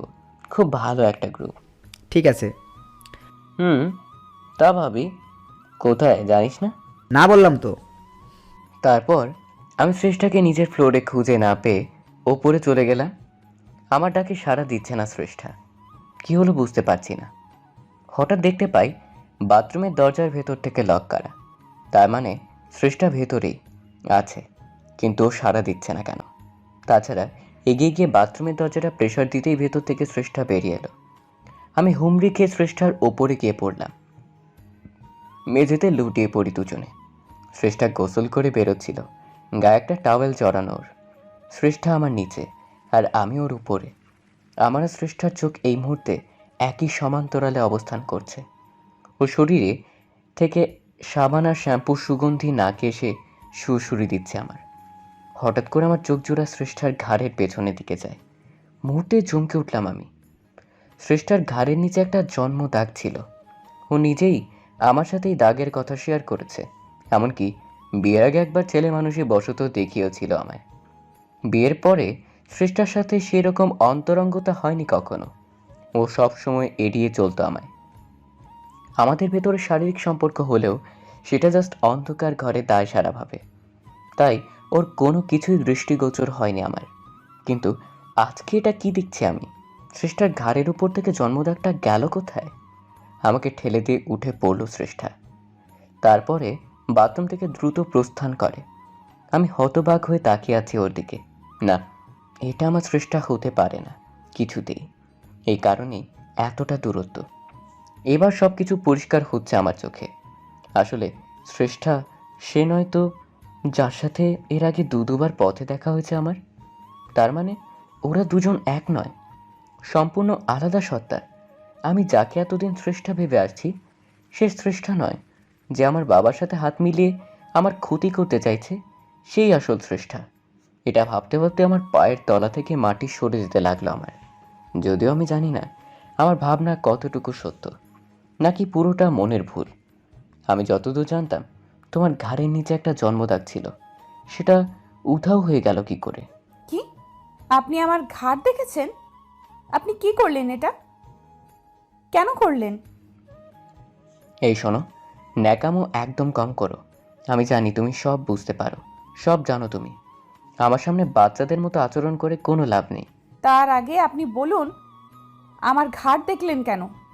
কেন, খুব সমস্যা হয়ে গেল নাকি ধরা পড়ার ভয়ে? ধরা পড়া? কি বলছেন আপনি এসব? কি করেছি আমি? আমার সাথে নাটক করো না। বলো, তোমার দাগটা কোথায় গেল? আমি জানি না। জানো না? এটা কোনো প্রশ্নের উত্তর হলো না। আমি সত্যিই জানি না, বললাম তো। আগে তো ছিল। আমি স্পষ্ট বুঝতে পারছি শ্রেষ্ঠা আবারও মিথ্যে বলছে আমায়। এভাবে কারো শরীর থেকে জন্মদাগ উধাও হয়ে যেতে পারে না। তাছাড়া এখন ওকে আর প্রশ্ন করে বিশেষ কোনো লাভ হবে না। এভাবে নাটক করে সবটা এড়িয়ে যাবার চেষ্টা করবে। যা প্রমাণ জোগাড় করার নিজেকেই করতে হবে আমায়। এই মুহূর্তে আমার সব থেকে বেশি যেটা দরকার সেটা হলো ওই মেয়েটার পর্যন্ত পৌঁছানো। কিন্তু কোথায় পাবো ওকে আমি? এর আগেই ওর সাথে কয়েকবার দেখা হয়েছে আমার, কিন্তু সেটা আমার ইচ্ছে নয়, ওর ইচ্ছায়। এখন আমার নিজের প্রয়োজনে ওকে দরকার আমার। ভাবতে ভাবতে হঠাৎ একটা বুদ্ধি আসলো আমার মাথায়। সেদিন বাবার ফোনে মেয়েটার ছবি দেখেছি আমি, আর আমি এটাও নিশ্চিত বাবার সাথে ওর কোনো যোগাযোগ আছে। তার মানে বাবার ফোনে নিশ্চয়ই ওর কন্ট্যাক্ট নাম্বার থাকবে। আবারও বাবার ফোনের প্রয়োজন আমার। নেহাত সেদিন সময় পাইনি, নয়তো সেদিন নাম্বারটা ফোন থেকে জোগাড় করে ফেলতাম। আর যে করে হোক ফোনটা আবারও আমার হাতে আসা চাই, কিন্তু সেটা কি করে? বাবার কাছে গিয়ে কিছুতেই সরাসরি ফোনটা চাইতে পারি না আমি। এই সময় মিছিলটাও নেই বাড়িতে। ও থাকলে আগের বারের প্ল্যানটা অ্যাপ্লাই করা যেত। এখন তার আর সুযোগ নেই। বাবার রুমে গিয়ে দেখি সে শুয়ে শুয়ে একটা পত্রিকা পড়ছে, ফোনটা পাশেই রাখা। এখন তাকে বুদ্ধি করে বিছানা থেকে তুলতে পারি, তবে আমার কাজ অনেকটাই সম্পূর্ণ হয়ে যায়। কিন্তু কিভাবে করব এই কাজ ভাবতে ভাবতে আরও একটা নতুন প্ল্যান ঠিক করে ফেলি। যথেষ্ট তাড়াহুড়োর ভান করে রুমের ভেতরে ঢুকলাম আমি। বাবা, কি করছো? এই তো, তেমন কিছু না। কেন, কি হয়েছে? আমার সাথে একটু বাইরে বেরোতে পারবে? এই দুপুরবেলা কোথায় যাবি? একটু বের হব, কাজ আছে। তুমি রেডি হও। কিন্তু কি কাজ? যেতে যেতে বলছি তোমায়, এখন এত কথা বলার সময় নেই। আচ্ছা ঠিক আছে, তুই গিয়ে রেডি হ। আর একটা কথা, আমাদের ফিরতে লেট হতে পারে। তুমি তো মনে হয় এখনো গোসল করনি। গোসলটা সেরেই বের হয়ে দুজন। সে কি? কেন দেরি হবে কেন? আমি শিওর না, হতেও পারে। কি যে বলছিস বুঝতে পারছি না আমি কিছুই। আচ্ছা যাই, তবে গোসলটা করেই আসি। তাছাড়া এমনিতেও গোসল করতে হতো একটু পরে। এবার আমার কাজটা অনেক সহজ হয়ে গেল। বাবা গোসল করার জন্য বাথরুমে ঢুকে পড়লেন। আমি সুযোগ বুঝেই আবারও রুমে ঢুকে পড়ি। তার ফোনটা বিছানার ওপরেই রাখা আছে, হামলে পড়ি সেটার উপর। ভাগ্যিস মিছিলের কল্যাণে পাসওয়ার্ড জানা ছিল আমার। প্রথমেই কন্ট্যাক্ট লিস্টে ঢুকে চিরুনি তল্লাশি চালাই, সকল নাম্বার একে একে চেক করতে থাকি। হঠাৎ একটা অদ্ভুত ব্যাপার চোখে পড়ল আমার। আমার নামে একটা নাম্বার সেভ করে রাখা, কিন্তু ওই নাম্বারটা আমার নয়। কিছু তো একটা গন্ডগোল আছে এই নাম্বারে। তা না হলে নামের সাথে নাম্বারের মিল থাকবে না কেন? নাম্বারটা চট করে নিজের ফোনে টুকে নিলাম। সন্দেহের লিস্টার যতগুলো নাম্বার ছিল সবগুলো টুকে নিলাম। তারপর তাড়াতাড়ি রুম থেকে বেরিয়ে পড়ি। বাবা এমনিতেই ধূর্ত প্রকৃতির মানুষ, তাই তাকে আমার সন্দেহ করার সুযোগ দিলাম না। দুপুরের পরে কাজের বাহানায় বাইরে বেরিয়ে পড়লাম দুজনে। আবার সন্ধ্যার আগেই ফিরে আসি। এতক্ষণ বাবার সাথে থাকাতে নিজের প্ল্যানের কোনো কাজ করা হয়নি, কিন্তু এবার আর সময় নষ্ট করা চলবে না। নতুন একটা সিম কার্ড দিয়ে একে একে সমস্ত নাম্বার ডায়াল করতে থাকি। যদিও আমি নিজের কণ্ঠস্বর শুনতে দেইনি কাউকে, শুধুমাত্র ওপাশের কণ্ঠস্বর শুনে আইডেন্টিফাই করতে থাকি। এর ভিতরে নারী কণ্ঠস্বর কারোরই ছিল না। এরপর কিছুক্ষণ পরে একটা নাম্বার কানেক্ট হতেই ওপাশ থেকে নারী কণ্ঠ ভেসে আসে। হুবহু সেই মেয়েটার কণ্ঠ। ওর গলার আওয়াজের সাথে কিছুটা হলেও আমি পরিচিত, তাই চিনতে দেরি হলো না। আমি এখন কথা বললেই চিনে ফেলবে ও আমায়, তাই কলটা দ্রুত কেটে দিলাম। তারপর একটা মেসেজ করি, আমি সৌহার্দের বাবা, আজ রাত 10টায় দেখা করতে চাই তোমার সাথে, জরুরি কথা আছে। লোকেশন? আমার ফোনটা সৌহার্দের কাছে, তাই বাধ্য হয়ে নাম্বার দিয়ে মেসেজ দিলাম। এখন কথা বলার সুযোগ নেই। আর হ্যাঁ, ভুলেও কিন্তু আমার নাম্বারে কল দিতে চেও না, তবে দুজনেই ধরা পড়ে যাব, ঠিক আছে? মেসেজটা সেন্ড করে দিলাম। এবার শুধু রাত 10টার অপেক্ষা। সন্ধ্যার পরে বাবাকে নজরে নজরে রেখেছি, যাতে সে মেয়েটার সাথে যোগাযোগ করার সুযোগ না পায়। কারণ আজকে ওর সাথে বাবার একবার কথা হলে আমার সব খেলা শেষ। রাত 10টার আগে নির্দিষ্ট গন্তব্যে গিয়ে উপস্থিত হলাম। একটু পরে মেয়েটাও এলো। যথারীতি মুখ ওড়না দিয়ে ঢেকে রেখেছে, এমনিতেই চেনার উপায় নেই। আমি ওকে একটা রুমের ভেতরে ডাকি, সেখানেই দেখা করার কথা ছিল। সে এসে রুমে ঢুকতেই দরজা বন্ধ করে দিই আমি। আমাকে দেখে বেশ ঘাবড়ে গেল সে। সবাইকে যে ধোঁকা দিয়ে বেড়ায়, আজকে তার সাথে এত বড় একটা গেম খেলবে কেউ নিজেও বুঝে উঠতে পারেনি। আমি মাস্ক, কালো চশমা আর কোট পরিহিত এক প্রকার ছদ্মবেশ নিয়ে আসাতে চিনতে পারছেন আমায়, তবে আমি যে সৌহার্দের বাবা নই এইটুকু বুঝতে পেরেছে। এ কি কে আপনি? আপনি আমায় এখানে ডেকেছেন কেন? আপনি তো সুহাদ্দের বাবা নন। আমি আর কথা বলার সুযোগ না দিয়ে ওর পেছন থেকে মুখটা চেপে ধরি। একটা মেয়ের সাথে, যার সাথে এমন আপত্তিকর আচরণ করতে হচ্ছে, আসলে আমার জন্য বিষয়টা আরও বেশি দুঃখজনক। কিন্তু এই মুহূর্তে এছাড়া কোনো অপশন নেই আমার কাছে। একবার এই মেয়েটার শরীরে যদি দাগটা আইডেন্টিফাই করতে পারি, আমার ধারণা ভুল প্রমাণ হলে ক্ষমা চেয়ে নেব তার কাছে, তাতে সে যত বড় অন্যায় করুক না কেন আমার সাথে। মেয়েটার ঘাট থেকে কাপড়টা নামাতেই মুহূর্তেই চমকে উঠি আমি, কারণ আমার চোখের সামনে সেই জন্মদাগটা জল করছে। তার শ্রেষ্ঠার শরীরের ওপর দেখেছিলাম আমি, হুবহু সেই একই জায়গা, সেই একই দাগ। তার মানে এই আসল শ্রেষ্ঠা। তাহলে আমার বাড়িতে যে আছে সে কে? তার শ্রেষ্ঠা সেজে থাকার উদ্দেশ্য কি? আর বাচ্চা সুলভ সেই সহজ সরল শ্রেষ্ঠারই বা হঠাৎ করে এমন পরিবর্তন হলো কি করে? আমি ধরে ফেলেছি তোমায়। তুমিই আমার শ্রেষ্ঠা। কে আপনি? আপনার কণ্ঠস্বর পরিচিত লাগছে আমার। আমি কে দেখতে চাও? তবে দেখে নাও। এই বলে মুখ থেকে মাস্কার চশমাটা খুলে ফেললাম। নিজের সামনে আমাকে দেখেই চমকে উঠে শ্রেষ্ঠা। আমায় ভাবে এখন দেখতে পাওয়া ওর কাছে বিনা মেঘে বজ্রপাতের মতো। শ্রেষ্ঠা বেরিয়ে যাবার জন্য পা বাড়ালো, ঠিক তখন আমি ওকে নিজের দিকে টেনে নিই। তারপর ওকে মুখোমুখিভাবে জড়িয়ে ধরি। কি হচ্ছে এগুলো? ছাড়ুন আমায়। আর আমি শ্রেষ্ঠা নয়। তুমি আর আমাকে ফাঁকি দিতে পারবে না। আমি জানি তুমিই শ্রেষ্ঠা। না, আমি শ্রেষ্ঠা নয়। তাহলে কে তুমি? আমি আমি প্রকৃতি। আমি বুঝতে পারলাম শ্রেষ্ঠা আবারও মিথ্যে বলছে। মিথ্যে কথা। তুমি প্রকৃতি নও, তুমি শ্রেষ্ঠা, আমার শ্রেষ্ঠা, যাকে আমি নিজের প্রাণের থেকেও ভালোবাসতাম একসময়, এখনো বাসি। মাথা খারাপ হয়ে গেছে আপনার? কি বলছেন এগুলো? আমার মাথা এখনো ঠিক আছে। আমি তোমায় এখনো ভালোবাসি শ্রেষ্ঠা। আমার সেই সহজ সরল বোকা শান্তশিষ্ট শ্রেষ্ঠাকে আজও ভালোবাসি। কিন্তু একটা কথা বলো, তুমি হঠাৎ এরকম হিংস্র হয়ে গেলে কি করে? তুমি তো এমন ছিলে না। আমার বাবার সাথে কি এমন সম্পর্ক তোমার? আর একটা কথা, আমার মাকে কে খুন করেছে তুমি জানো নিশ্চয়ই। আপনার অযথা প্রলাপ শোনার সময় আমার কাছে নেই। ছাড়ুন বলছি। না, ছাড়বো না। আজ তোমাকে সত্যিটা বলতেই হবে। বললাম তো আমি আপনার শ্রেষ্ঠা নই। তাই নাকি? আমার চোখের দিকে তাকিয়ে বলো তো। শ্রেষ্ঠা আমার চোখের দিকে তাকাতে সাহস পাচ্ছে না। আমি এগিয়ে যাই ওর দিকে। ও ঠোঁটের কাছে নিজের ঠোঁট জোড়া এগিয়ে নিয়ে যায়। শ্রেষ্ঠা ভীষণ ইতস্তত করছে। কি হলো? এখন আমার স্পর্শ ভীষণ খারাপ লাগছে তোমার, তাই না? অথচ একসময় আমায় চোখে দেখতে না পেলে বাচ্চাদের মতো কান্না করতে তুমি। ভুলে গেলে সব? তোমার তো বিয়ে ঠিক হয়েছিল আমার সাথে। তাহলে তারপরে কি এমন হলো তুমি আমার থেকে আলাদা হয়ে গেলে কি করে? তুমি আমার ক্ষতি কেন করতে যাচ্ছ? আমার উপর কিসের এত রাগ তোমার?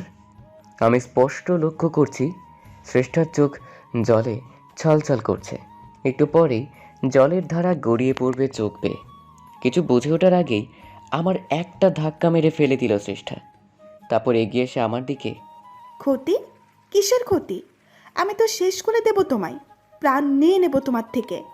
আমি কি ক্ষতি করেছি তোমার শ্রেষ্ঠা? আমায় একবার ওই নামে ডাকবে না। এই নাম মুখে নেবার যোগ্যতা হারিয়ে ফেলেছো তুমি। ঠিক আছে, তুমি আমায় মারতে চাও তো মারো, যা খুশি করো। দয়া করে তার আগে এইটুকু বলো, তুমি কেন করছো এগুলো? আমার উপর কিসের প্রতিশোধ নিতে চাইছো তুমি? এটা না জেনে আমি যে মরেও শান্তি পাবো না। আর আমার মাকে কে খুন করেছে? আমি বাধ্য নই তোমার এত প্রশ্নের উত্তর দিতে। তাছাড়া আমি এটাও ভালো করে জানি নাটক করছো তুমি আমার সাথে। আমায় বিভ্রান্ত করার চেষ্টা করেছো। তুমি মানুষকে ধোঁকা দেওয়া আর প্রতারণা করা ছাড়া আর কিছুই করতে পারো না। আমি নির্বাক হয়ে যাচ্ছি শ্রেষ্ঠার কথা শুনে। ওর কথা শুনে এটা বুঝতে পারলাম আমার উপর প্রচণ্ড রাগ ওর।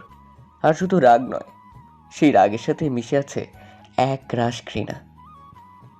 শ্রেষ্ঠা আমাকে এতটাই ঘৃণা করে, আমার কোনো কথাই ভালোভাবে নিতে পারছে না। ওর মুখ থেকে এই ঘৃণার কারণ আর আমার প্রতি জমে থাকা ঘৃণা সরাতে না পারলে ওকে আর আমার প্রতি জমে থাকা ঘৃণা পুরো ভয়ঙ্কর একটা রূপ ধারণ করেছে শ্রেষ্ঠার। আমার ভাবতেও অবাক লাগছে, এই সেই শ্রেষ্ঠা যে কিনা একদিন একটা সামান্য বাঘের পুতুল দেখে কেঁদে দিয়েছিল, আজ সে নিজেই বাঘের থেকেও ভয়ঙ্কর হয়ে উঠেছে। শ্রেষ্ঠা আবারও ওড়নাটা জড়িয়ে রুম থেকে বেরিয়ে গেল। আমি বাধা দিলাম না ওকে, কারণ সেটা একদম ঠিক কাজ হতো না। একবার ভাবলাম রুম থেকে বেরিয়ে শ্রেষ্ঠাকে ফলো করব, ও ঠিক কোথায় যাচ্ছে, কিন্তু আমাকে সেই সুযোগ না দিয়ে ভিড়ের মধ্যে হারিয়ে গেল শ্রেষ্ঠা। ঘড়ির দিকে তাকিয়ে দেখি রাত 11টা বেজে গেছে। এখন বাড়ি ফিরতে হবে। যদিও ওটা এখন আর বাড়ি মনে হয় না নিজের কাছে। ওই বাড়িতে একজন আমায় প্রতিনিয়ত খুন করার চেষ্টা করে যাচ্ছে, আর একজন দিনের পর দিন একটা ভিন্ন মানুষের মুখোশ পরে ঠকিয়ে যাচ্ছে আমায়। মিছিল নেহাত বাচ্চা মানুষ, ও এসবের কিছুই বোঝে না। না হলে হয়তো ও অন্য কোনো নতুন ষড়যন্ত্রে সামিল হতো। এটা ভাবতেও এতটুকু কষ্ট বা দ্বিধা হচ্ছে না আমার। একটা ট্যাক্সি করে বাসার উদ্দেশ্যে রওনা হলাম। রাস্তায় তেমন একটা জ্যাম নেই, যেতে খুব একটা সময় লাগার কথা নয়। কিন্তু আজকে মনে মনে একটা ভীষণ প্রতিজ্ঞা করে ফেললাম আমি। আর সেটা হলো, যে করেই হোক নকল স্রষ্টার আসল পরিচয় খুঁজে বের করতে হবে। আর সেটা ওর মুখ থেকেই।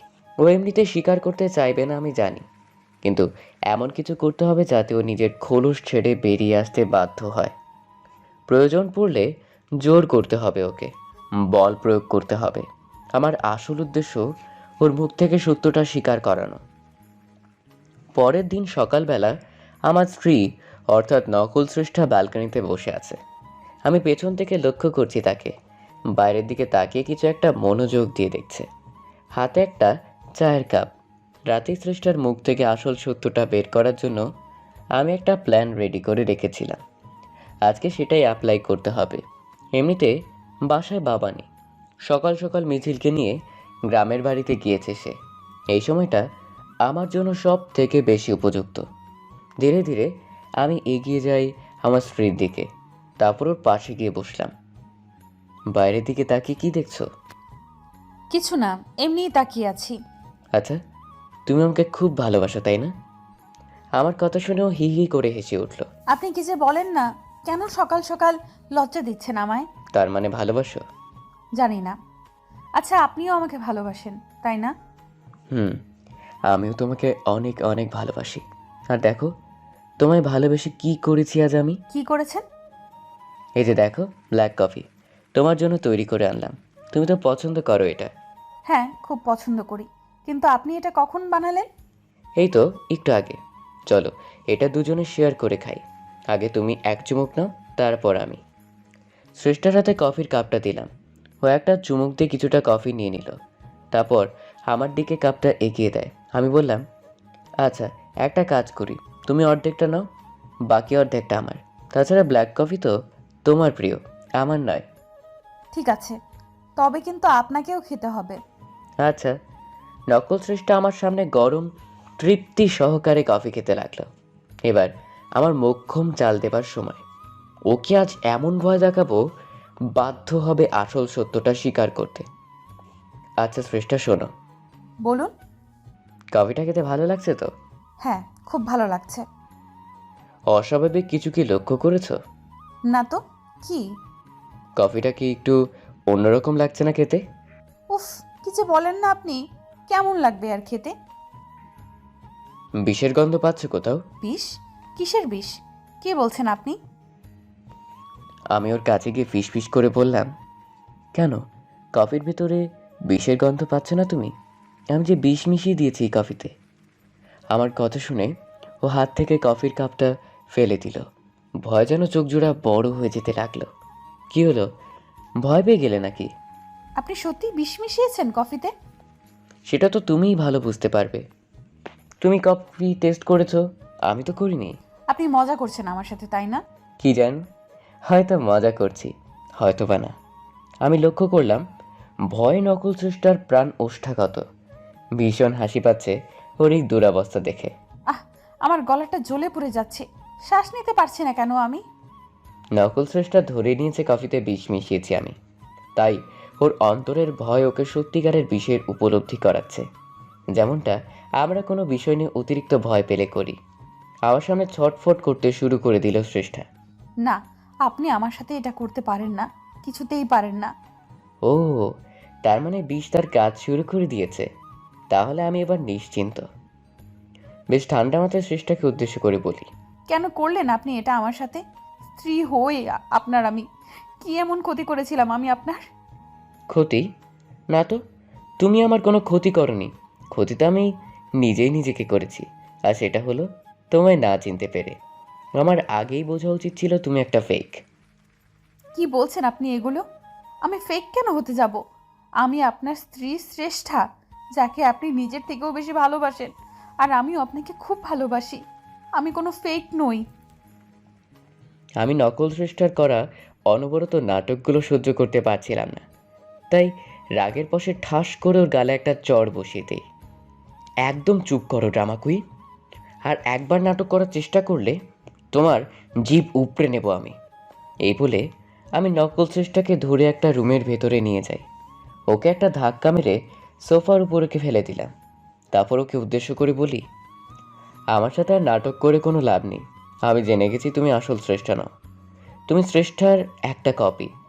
আর তুমি যেই অবুঝ শিশুর মতো আচরণ করে বেড়াও, সেটাও তোমার একটা মুখোশ।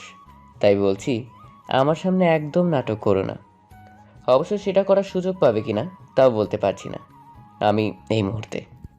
তুমি মেরে ফেলবে আমায়, তাই তো? না, এখন তার কিছুই করব না আমি। যা করার তোমার শরীরে আমার দেয়া বিষ করবে। এতক্ষণে সে তোমার রক্তের প্রতিটি ফোঁটায় মিশতে শুরু করেছে।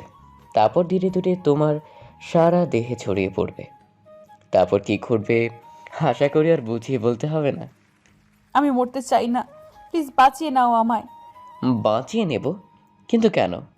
আমি এত কিছু জানি না, তুমি বাঁচাও আমায়, প্লিজ সেভ মি। তোমায় বাঁচিয়ে আমার কি লাভ?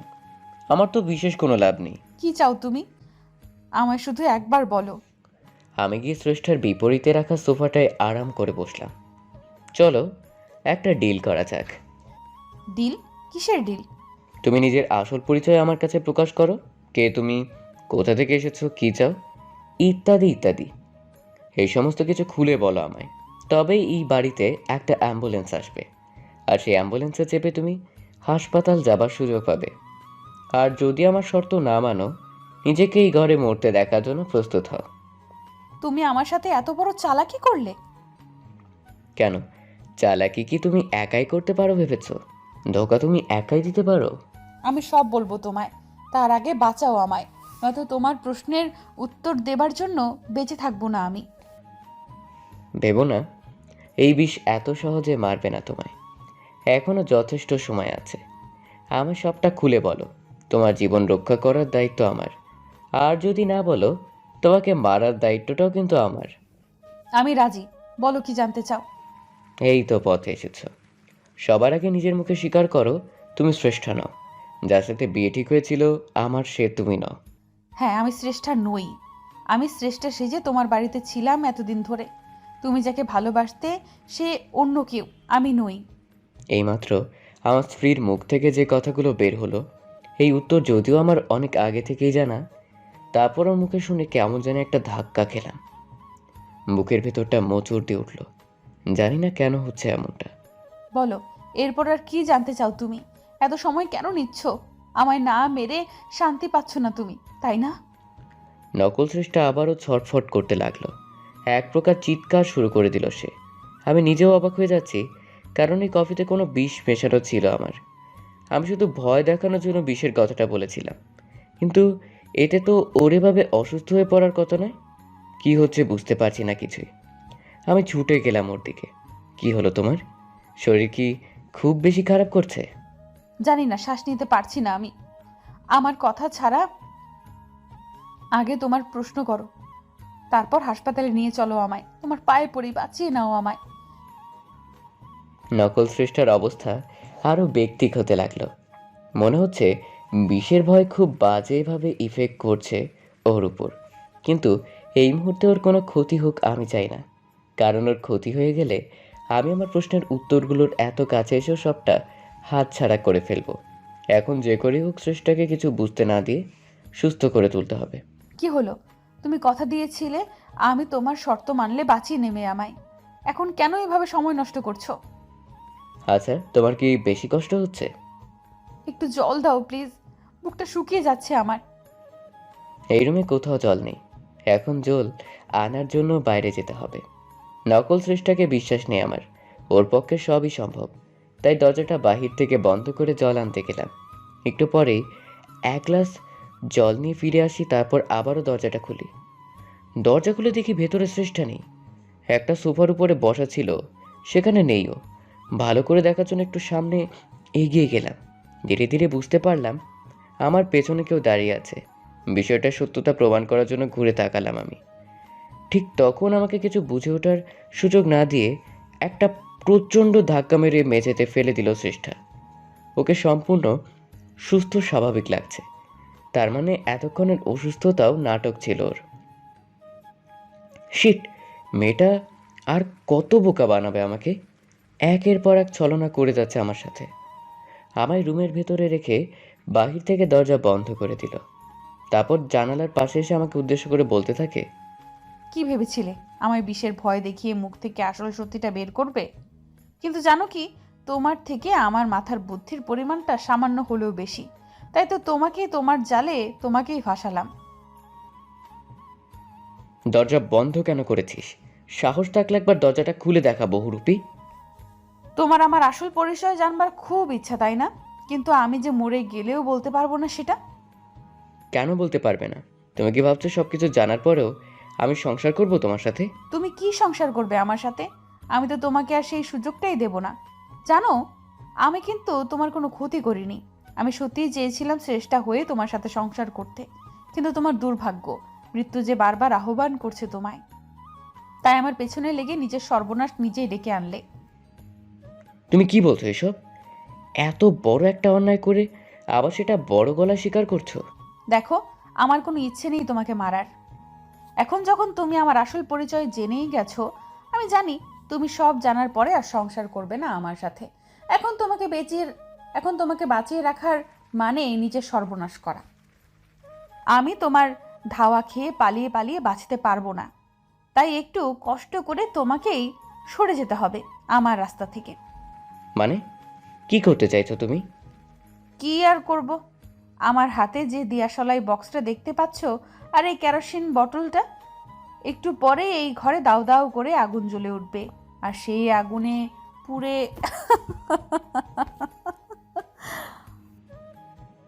নকল সৃষ্টির কথা শুনে ভয় গলা শুকিয়ে যেতে লাগলো আমার। ও নিশ্চয়ই আমাকে এগুলো ভয় দেখানোর জন্য বলছে না, কারণ মানুষ যখন হিংস্র হয়ে ওঠে তখন তার পক্ষে সব কিছু সম্ভব। দেখতে পাচ্ছি শ্রেষ্ঠা বাহির থেকে ঘরের ভেতরে আর দরজার সামনে কেরোসিন ছিটিয়ে দিচ্ছে। আমার কোনো নিষেধই কানে তুলছে না ও। এক পর্যায়ে বোতলটা খালি হাতে একটা দেশলাই জ্বালিয়ে নেয়। তারপর সেটা জানালা দিয়ে আমার রুমের ভেতরে ছুঁড়ে মারল। মুহূর্তেই সারা ঘরে দাউ দাউ করে আগুন জ্বলে উঠল। আমি কি করব বুঝতে পারছি না। বাইরে বের হবার একটা মাত্র দরজা, সেটাও নকল সৃষ্টা বন্ধ করে রেখেছে। আবার কোনো আকুতি মিনতি কানে তুলছে নাও। মাথাটা কি খারাপ হয়ে গেছে তোমার? কি করছো এগুলো? দরজা খুলে বলছি। না, দরজা আমি খুলবো না। আজকে এখানেই মরতে হবে তোমায়। আমার পেছনে লাগার খুব শখ, তাই না? তুমি এটা কিছুতেই করতে পারো না আমার সাথে। আমি ছাড়বো না তোমায়। চুপ থাকো, একদম চুপ। মরার সময়েও দেখছি তোমার তেজ কমেনি। আমাকে আর রাগিয়ে দিও না। আমি বুঝতে পারি শ্রেষ্ঠা আমার কথা শোনার মানুষ নয়। ও আমাকে এখানে মারার জন্যই ছেড়ে দিয়েছে। নিজেকে বাঁচাতে হলে আমাকে কিছু করতে হবে। একটু পরে শ্রেষ্ঠার আওয়াজ বন্ধ হয়ে গেল। তার মানে ও চলে গিয়েছে। আমাকে মৃত্যুর হাতে একা ছেড়ে পালিয়ে গিয়েছে ও। অবশ্য ঘর থেকে বেরোনোর একটা রাস্তা আছে, আর সেটা হলো জানালা। কাঁচের জানালা ভেঙে ঝাঁপ দিতে হবে আমায়। সোজা 6তলা বিল্ডিংয়ের উপর থেকে ঝাঁপ দিতে হবে আমায়। আমি জানি না এখান থেকে ঝাঁপ দেবার পরে বেঁচে থাকবো কিনা, কিন্তু এই সময় ঘরের ভেতরে পুড়ে মরার থেকে জীবনের ঝুঁকি নেওয়াটা বেশি বুদ্ধিমানের কাজ হবে। কারণ ঘরের ভেতরে থাকলে নিশ্চিত মৃত্যু আমার, আর ঝাঁপ দিলে তাও একটা বাঁচার আশা থাকবে। এভাবে জানালার পাশে এসে দাঁড়িয়ে পড়ি। তারপর নিচের দিকে তাকাই। যতই মনস্থির করি না কেন, এত উপর থেকে ঝাঁপ দিতে বেশ ভয় করছে আমার। ভয় পেয়ে পা কাঁপতে লাগলো। একটা কথা ভালো করেই জানি আমি, আমাকে কোনোভাবেই হেরে গেলে চলবে না। নিজের মায়ের খুনির শাস্তি নিশ্চিত না করে আমি মরে গিয়েও শান্তি পাবো না। আমাকে আর কোনো কারণে না হোক মৃত মায়ের কথা ভেবে বাঁচতে হবে। যদি বাঁচতে নাই পারি, অন্তত বাঁচার আপ্রাণ চেষ্টা তো করতেই পারি। আর কিছু না ভেবে চোখ জোড়া বন্ধ করলাম। তারপর নিচের দিকে ঝাঁপ দেই। চোখ খুলে দেখতে পাই একটা রুমে শুয়ে আছি আমি। অপরিচিত একটা রুম, যেখানে আমি আগে কখনোই আসিনি। ধীরে ধীরে সবটা মনে পড়তে লাগলো আমার। নকল স্রষ্টার সাথে ঝামেলা হওয়া, আমাকে বন্দি করে ঘরে আগুন লাগিয়ে দেয়া, তারপর আমার বিল্ডিং থেকে ঝাঁপ দেওয়া। এরপরে আর কিছুই মনে নেই আমার। এখন এখানেই বা কি করে এলাম জানা নেই আমার। অনুভব করছি সারা গায়ে প্রচণ্ড ব্যথা। অনেকটা জায়গা কেটে গিয়েছে, আবার সেখানে মেডিসিনও লাগিয়ে রাখা হয়েছে। খুব জানতে ইচ্ছে করছে কে আমাকে সেবা শুশ্রূষা করে সারিয়ে তুলল। কারণ এই পৃথিবীতে আমার মঙ্গল চাইবার মতো কেউ আছে বলে জানা নেই আমার। আরও কিছুটা সময় অতিবাহিত হয়ে গেল। চারপাশে কাউকে দেখতে পাচ্ছি না। ধীরে ধীরে উঠে বসলাম আমি। তারপর নিচে পা বাড়াবো, ঠিক তখন ভেতরে কেউ ঢুকে পড়লো। তাকে দেখে যেন বিস্ময়ে চোখ উল্টে যাওয়ার উপক্রম আমার। মনে হচ্ছে চোখের সামনে স্বপ্ন দেখছি। আমার সামনেই শ্রেষ্ঠা দাঁড়িয়ে আছে। না, এ আমার স্ত্রী, সেই নকল শ্রেষ্ঠা নয়, আসল শ্রেষ্ঠা দাঁড়িয়ে আছে আমার সামনে। আমি তাজ্জব বনে গিয়েছি নিজেকে তার ঘরে দেখে। যে কিনা আমার মৃত্যু চায়, সে বাঁচালো আমায়। শ্রেষ্ঠাকে এই মুহূর্তে কি বলবো বুঝতে পারছি না। ও নিজেই আগে মুখ খুলল। এখন কেমন লাগছে? তুমি আমাকে বাঁচিয়েছো, তাই না? আমাকে সুস্থ করে তুলেছো তুমি। কি মনে হচ্ছে দেখে তোমার? না, আমি সত্যিই বুঝতে পারছি না তুমি আমাকে বাঁচালে কেন। তুমি সেদিন নিজের মুখে স্বীকার করেছো আমার ক্ষতি চাও, তুমি আমার শেষ করে দিতে চাও। তাহলে হ্যাঁ, চেয়েছিলাম, কিন্তু তখন চাইলে এখনো যে চাইতে হবে এটা কোথায় লেখা আছে? আমি সত্যি তোমার কথার মাথা মুন্ডু কিছুই বুঝতে পারছি না। কি চাইছো তুমি, ক্লিয়ার করে বলো। আচ্ছা, এটাও তোমার নতুন কোনো চাল, তাই না?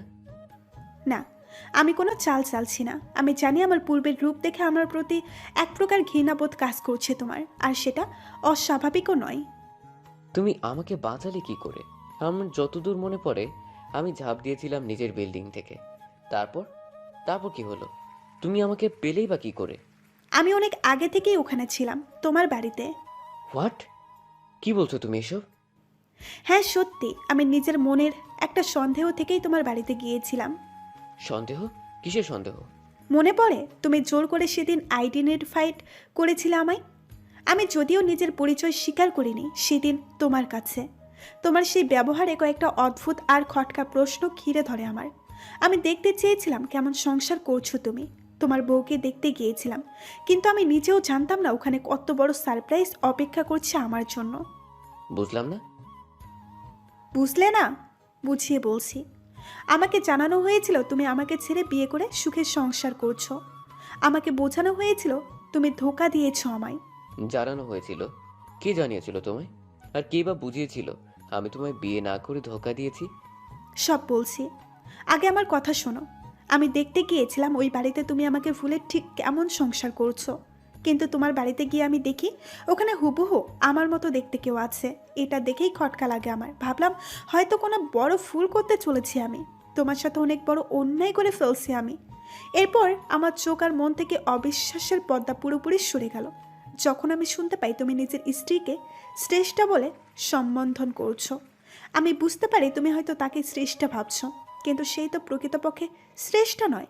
এরপর তুমি তাকে ব্ল্যাক কফিতে বিষ মেশানোর মিথ্যে ভয় দেখালেই আমি সবটাই লুকিয়ে দেখছিলাম। এক মিনিট, তুমি আমার বাড়িতে ঢুকলে কি করে সেটা তো বললে না। যেহেতু বাড়িতে তুমি আর সেই বহুরূপী ছাড়া কেউই ছিল না, তাই বাড়িতে লুকিয়ে থাকতে সমস্যা হয়নি আমার। আর যদি বলো তোমার বাড়িতে ঢোকার কথা, এইসব কোনো ব্যাপার নয় আমাদের মতো মানুষদের জন্য। আমি লক কেটে ঢুকেছিলাম তোমার বাড়িতে। আচ্ছা বুঝলাম, তারপর? তুমি তোমার স্ত্রীকে একটা ঘরের ভেতরে নিয়ে গেলে, তারপর কথা বলছিলে তার সাথে। যদিও বাহির থেকে সব কথা শুনতে পাই না, আমি যতটুকু শুনতে পেরেছি, আমি এতটুকু বুঝেছি তুমি আমার সাথে কোনো প্রতারণা করনি। প্রতারণা করা হয়েছিল তোমার সাথে, আর আমাকে একটা চরম ভুল আর মিথ্যের জালে জড়িয়ে দেওয়া হয়েছিল। এক পর্যায়ে তোমার স্ত্রী ঘরের ভেতরে দরজা বন্ধ করে আগুন লাগিয়ে দেয়, যাতে সে সবার অগোচরে তোমাকে খুন করতে পারে। কিন্তু আমি সেটা কি করে হতে দিতে পারি? তোমার স্ত্রী চলে যাবার পরে যখন ভাবলাম তোমাকে বাঁচাবো আমি, কিন্তু তুমি আমাকে সেই সুযোগ না দিয়ে জানালা ভেঙে ঝাঁপ দিলে। আমি এটা দেখে দ্রুত নিচে চলে যাই, তারপর তোমাকে সেভ করি। ভাগ্যিস তুমি একটা বড় ডাস্ট গ্রুপের উপর পড়েছিলে, তাই তেমন বড় কোনো ক্ষতি হয়নি তোমার। আমি সবাইকে বুঝিয়ে তোমায় অজ্ঞান অবস্থায় হসপিটালে নিয়ে যাই, তারপর সেখান থেকে আমার বাড়িতে। শ্রেষ্ঠার কথাগুলো শুনে সবটা পরিষ্কার না হলেও এইটুকু বুঝতে পারলাম ও ইচ্ছে করে এমন খারাপ পথে আসেনি।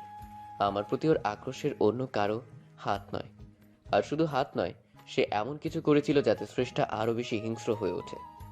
হিতাহিত জ্ঞান শূন্য করে দেওয়া হয়েছিল শ্রেষ্ঠাকে। তুমি তো এত কিছুই বললে, এখন পর্যন্ত এটা বললে না আমার প্রতি তোমার মনে বিষ কে ভরেছে, কে ভুল বুঝিয়েছে তোমায়? শুনতে চাও তার নাম? অবশ্য তুমি হয়তো আন্দাজ করতে পারছো।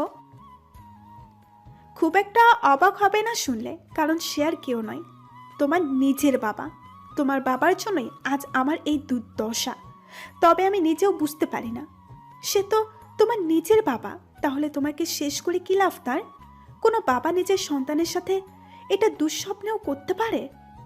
এই প্রশ্নের উত্তর আমার মাথায় ঘুরপাক খাচ্ছে সবসময়ের জন্য স্রষ্টা। আর আমি এটাও জানি, এতটা পথ পর্যন্ত যখন আসতে পেরেছি, বাকি পথটাও ঠিক পার করতে পারবো। কিন্তু তুমি আমায় এটা বলো, তোমার সাথে তো বিয়ে ঠিক হয়েছিল আমার, তাহলে তুমি আমার থেকে দূরে সরে গেলে কি করে? আর আমাদের মাঝখানে তৃতীয় ব্যক্তি হয়ে এই নকল স্রষ্টা চলে আসলো কি করে? তোমার এত প্রশ্নের উত্তর তো আমি নিজেও জানি না, তবে আমি যতটুকু জানি তাই বলছি। আমাদের যেদিন বিয়ে হবার কথা ছিল, দিনটা ছিল শুক্রবার, তখন বিকেল। আমাদের বিয়ে সন্ধ্যাবেলা। আমি পার্লারে যাই সাজগোজ করার জন্য। ওখানে সাজগোজ করতে বেশ খানিকটা সময় লেগে গেল আমার। তুমি বারবার ফোন করছিলে আমায়, আমি যাতে যত দ্রুত সম্ভব চলে আসি। এর কিছুক্ষণ পর তোমার আরও একটা ফোন কল আসে। কি গো, কি হয়েছে তোমার? না, আর একটু লেট হবে।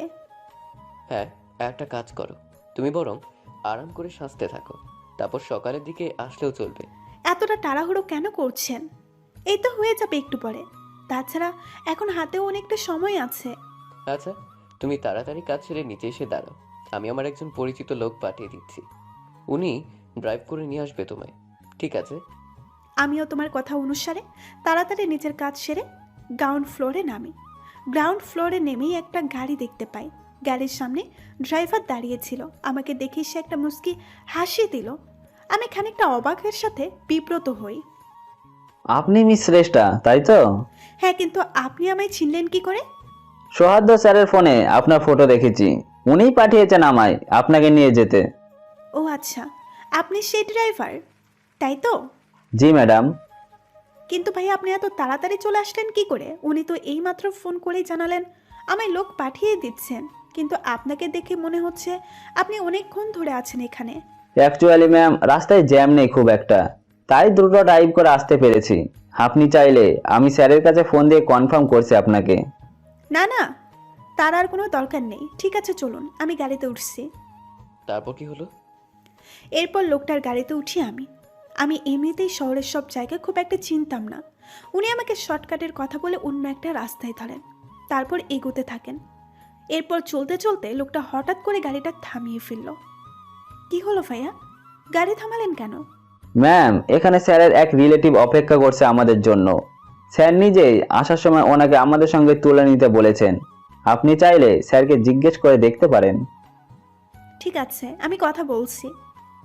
তারপর? তারপর একটা অপরিচিত লোক এসে গাড়িতে উঠলো। আমার পাশের সিটেই বসলো সে। আমি খানিকটা ইতস্তত বোধ করি। লোকটা গাড়িতে ওঠার সময় বেশ ভালো ব্যবহার করে আমার সাথে, কিন্তু গাড়ির ভেতরে আসার পরে তার স্বভাব প্রকৃতি যেন পাল্টে গেছে একেবারে। তার মতিগতি একদম ভালো লাগছিল না আমার। একবার ভাবলাম ফোন করে তোমায় জিজ্ঞেস করব। এমনিতে তখন প্রায় সন্ধ্যা হয়ে এসেছে, এমনিতেই অনেকটা লেট করে ফেলছিলাম। আমি ফোনটা হাতে নিয়ে নম্বর ডায়াল করতে যাব, ঠিক তখনই লোকটা আমার থেকে ফোনটা টান মেরে কেড়ে নিল। এ কি, কি হলো? আপনি আমার ফোনটা নিয়ে নিলেন কেন? আমায় আমার হবু হাজবেন্ডের সাথে কথা বলতে হবে। হবু হাজবেন্ড? কিসের হবু হাজবেন্ড? একদম চুপ থাকো। এই বলে লোকটা নিমিষেই জোরপূর্বক আমার মুখ আর হাত বেঁধে ফেললো। তারপর সিটের উপরে শুয়ে দিল আমায়। আমি না পারছিলাম নড়াচড়া করতে, না কথা বলতে। বুঝতে পারি গাড়ির ড্রাইভার আমাকে তোমার বাড়িতে নয়, অন্য কোথাও নিয়ে যাচ্ছে, আর সেটা কোনো জঙ্গলের রাস্তা। তখন পুরোপুরি অন্ধকার নেমে এসেছে। এক পর্যায়ে তারা একটা বাংলোর সামনে গাড়িটা থামে। আমাকে গাড়ি থেকে নামানো হলো, তারপর বাংলোর ভেতরে নিয়ে যাওয়া হয়। পুরো বাংলোটা একদম খালি পড়ে আছে, ভেতরে কোনো লোকজন নেই। একটা রুমের ভেতরে নিয়ে যাওয়া হলো আমায়। তারপর লোকটা আমার মুখের বাঁধনটা খুলে দিল। তারপর সে আমার সামনে হাঁটু গেড়ে বসলো। সরি ম্যাডাম, আপনাকে এতক্ষণ কষ্ট দিতে হয়েছে। আমার জীবনটা বরবাদ করে দুঃখ প্রকাশ করছো তোমরা? লজ্জা হয় না তোমাদের? তোমরা মানুষ না জানোয়ার? যা হয়েছে আমাদের কোনো দোষ নেই, আমরা শুধু অর্ডার ফলো করছি। আপনাকে আপাতত এখানে থাকতে হবে। কি বলছো কি তোমরা? এখানে থাকতে হবে মানে? জানো আজ আমার বিয়ে, আমার জীবনটা শেষ হতে চলেছে তোমাদের জন্য। আর ওইদিকে আমার হবু বর, না জানি সে কতটা টেনশন করছে। কেউ কোনো টেনশন করছে না, আপনি এই ব্যাপারে নিশ্চিত থাকতে পারেন। এই, তোমরা কারা বলো তো? আমার এত বড় একটা সর্বনাশ করে ঠান্ডা মাথায় কথা বলছো কি করে? আবার আমাকে কিনা বলছো চিন্তিত থাকতে। তোমরা কেউ আমার হপু পরকে চেনো না, ও জানতে পারলে কিন্তু তোমাদের পালানোর কোনো রাস্তা থাকবে না। ভালোই ভালোই আমাকে ছেড়ে দাও বলছি। আমার কথা ভাবতে হবে না, নিজেদের ভালোর কথা ভেবে অন্তত ছেড়ে দাও সেটা সম্ভব নয় কিছুতেই। প্লিজ। এমনটা করো না আমার সাথে। ওইদিকে আমার হপু পর ওয়েট করছে আমার জন্য। না, কেউ ওয়েট করছে না। মানে কি বলতে চাইছো তোমরা? ফাজলামো করছো আমার সাথে তোমরা? আমরা একেবারে সত্যি বলছি, আপনার জন্য কেউ না চিন্তা করছে না কেউ ওয়েট করছে, কারণ এই কিডন্যাপটা আপনার হবু বর মিস্টার সোহার্দই করেছেন আমাদের দ্বারা। আমি মরে গেলেও বিশ্বাস করি না এটা। সুহাদ তো আমাকে কিডন্যাপ কেন করাতে যাবে? আর কোনো অজুহাত খুঁজে পেল না তোমরা? নিজেরা অন্যায় করে শেষে কিনা আমার হবু বরের উপর চাপাচ্ছ। আমরা জানি আপনি এত সহজে আমাদের কথা বিশ্বাস করতে পারবেন না, তবে নিজের চোখে দেখলে কি বিশ্বাস করবেন? এই বলে লোকটা নিজের মোবাইলটা বের করে আমার চোখের সামনে ধরলো। আমি দেখতে পাই তুমি বেশ হাসি মুখে বিয়ের আসরে বসে আছো, পাশেই তোমার স্ত্রী। যদিও ঘুমটার কারণে তার চেহারা ভালোভাবে দেখতে পাচ্ছিলাম না। তোমরা দুইজন দুজনের সাথে হাসি মুখে কথা বলছো। এই দৃশ্য দেখে মনে হলো আমার চোখ যেন ধোঁকা দিচ্ছে আমায়। নিজের চোখকে বিশ্বাস করতে পারছিলাম না। অনুভব করছি ধীরে ধীরে মাটি সরে যাচ্ছে আমার পায়ের নিচ থেকে। দেখলেন তো ম্যাডাম, আমরা তখন কি বলছিলাম? আপনাকে স্যার বিয়ে করতে চাননি কখনো, উনি অন্য কাউকে বিয়ে করতে চলেছেন, তাই আপনাকে এভাবে নিজের পথ থেকে সরিয়ে দিলেন। এখানে শুধু শেষ নয়, আরও অনেক ধরনের অর্ডার আছে আমাদের ওপর, যা আপনার সাথে করতে হবে আমাদের। আরও অর্ডার? আর কি অর্ডার দিয়েছেন তোমাদের স্যার? আপনাকে রেপ করার হুকুম আছে আমাদের ওপর, আর উনি আপনার অবস্থায় বলেছেন যাতে আপনি নিজেই নিজের চেহারা দেখে ভয় পান। ফ্ল্যাশব্যাক শেষ। শ্রেষ্ঠার মুখে সেদিন রাতের বর্ণনা শুনে বিস্ময়ে হতবাক হয়ে যাচ্ছি আমি। তার মানে ওরা দুজন মিলে তারপর রেপ করে তোমায়? না, সেদিন ওরা আমার কিছুই করতে পারেনি, স্পর্শ পর্যন্ত করতে পারেনি আমায়। পারেনি? কিন্তু কিভাবে সম্ভব হলো সেটা? সেটা শুনলে তুমি আরো বেশি অবাক হবে সোহায়তো।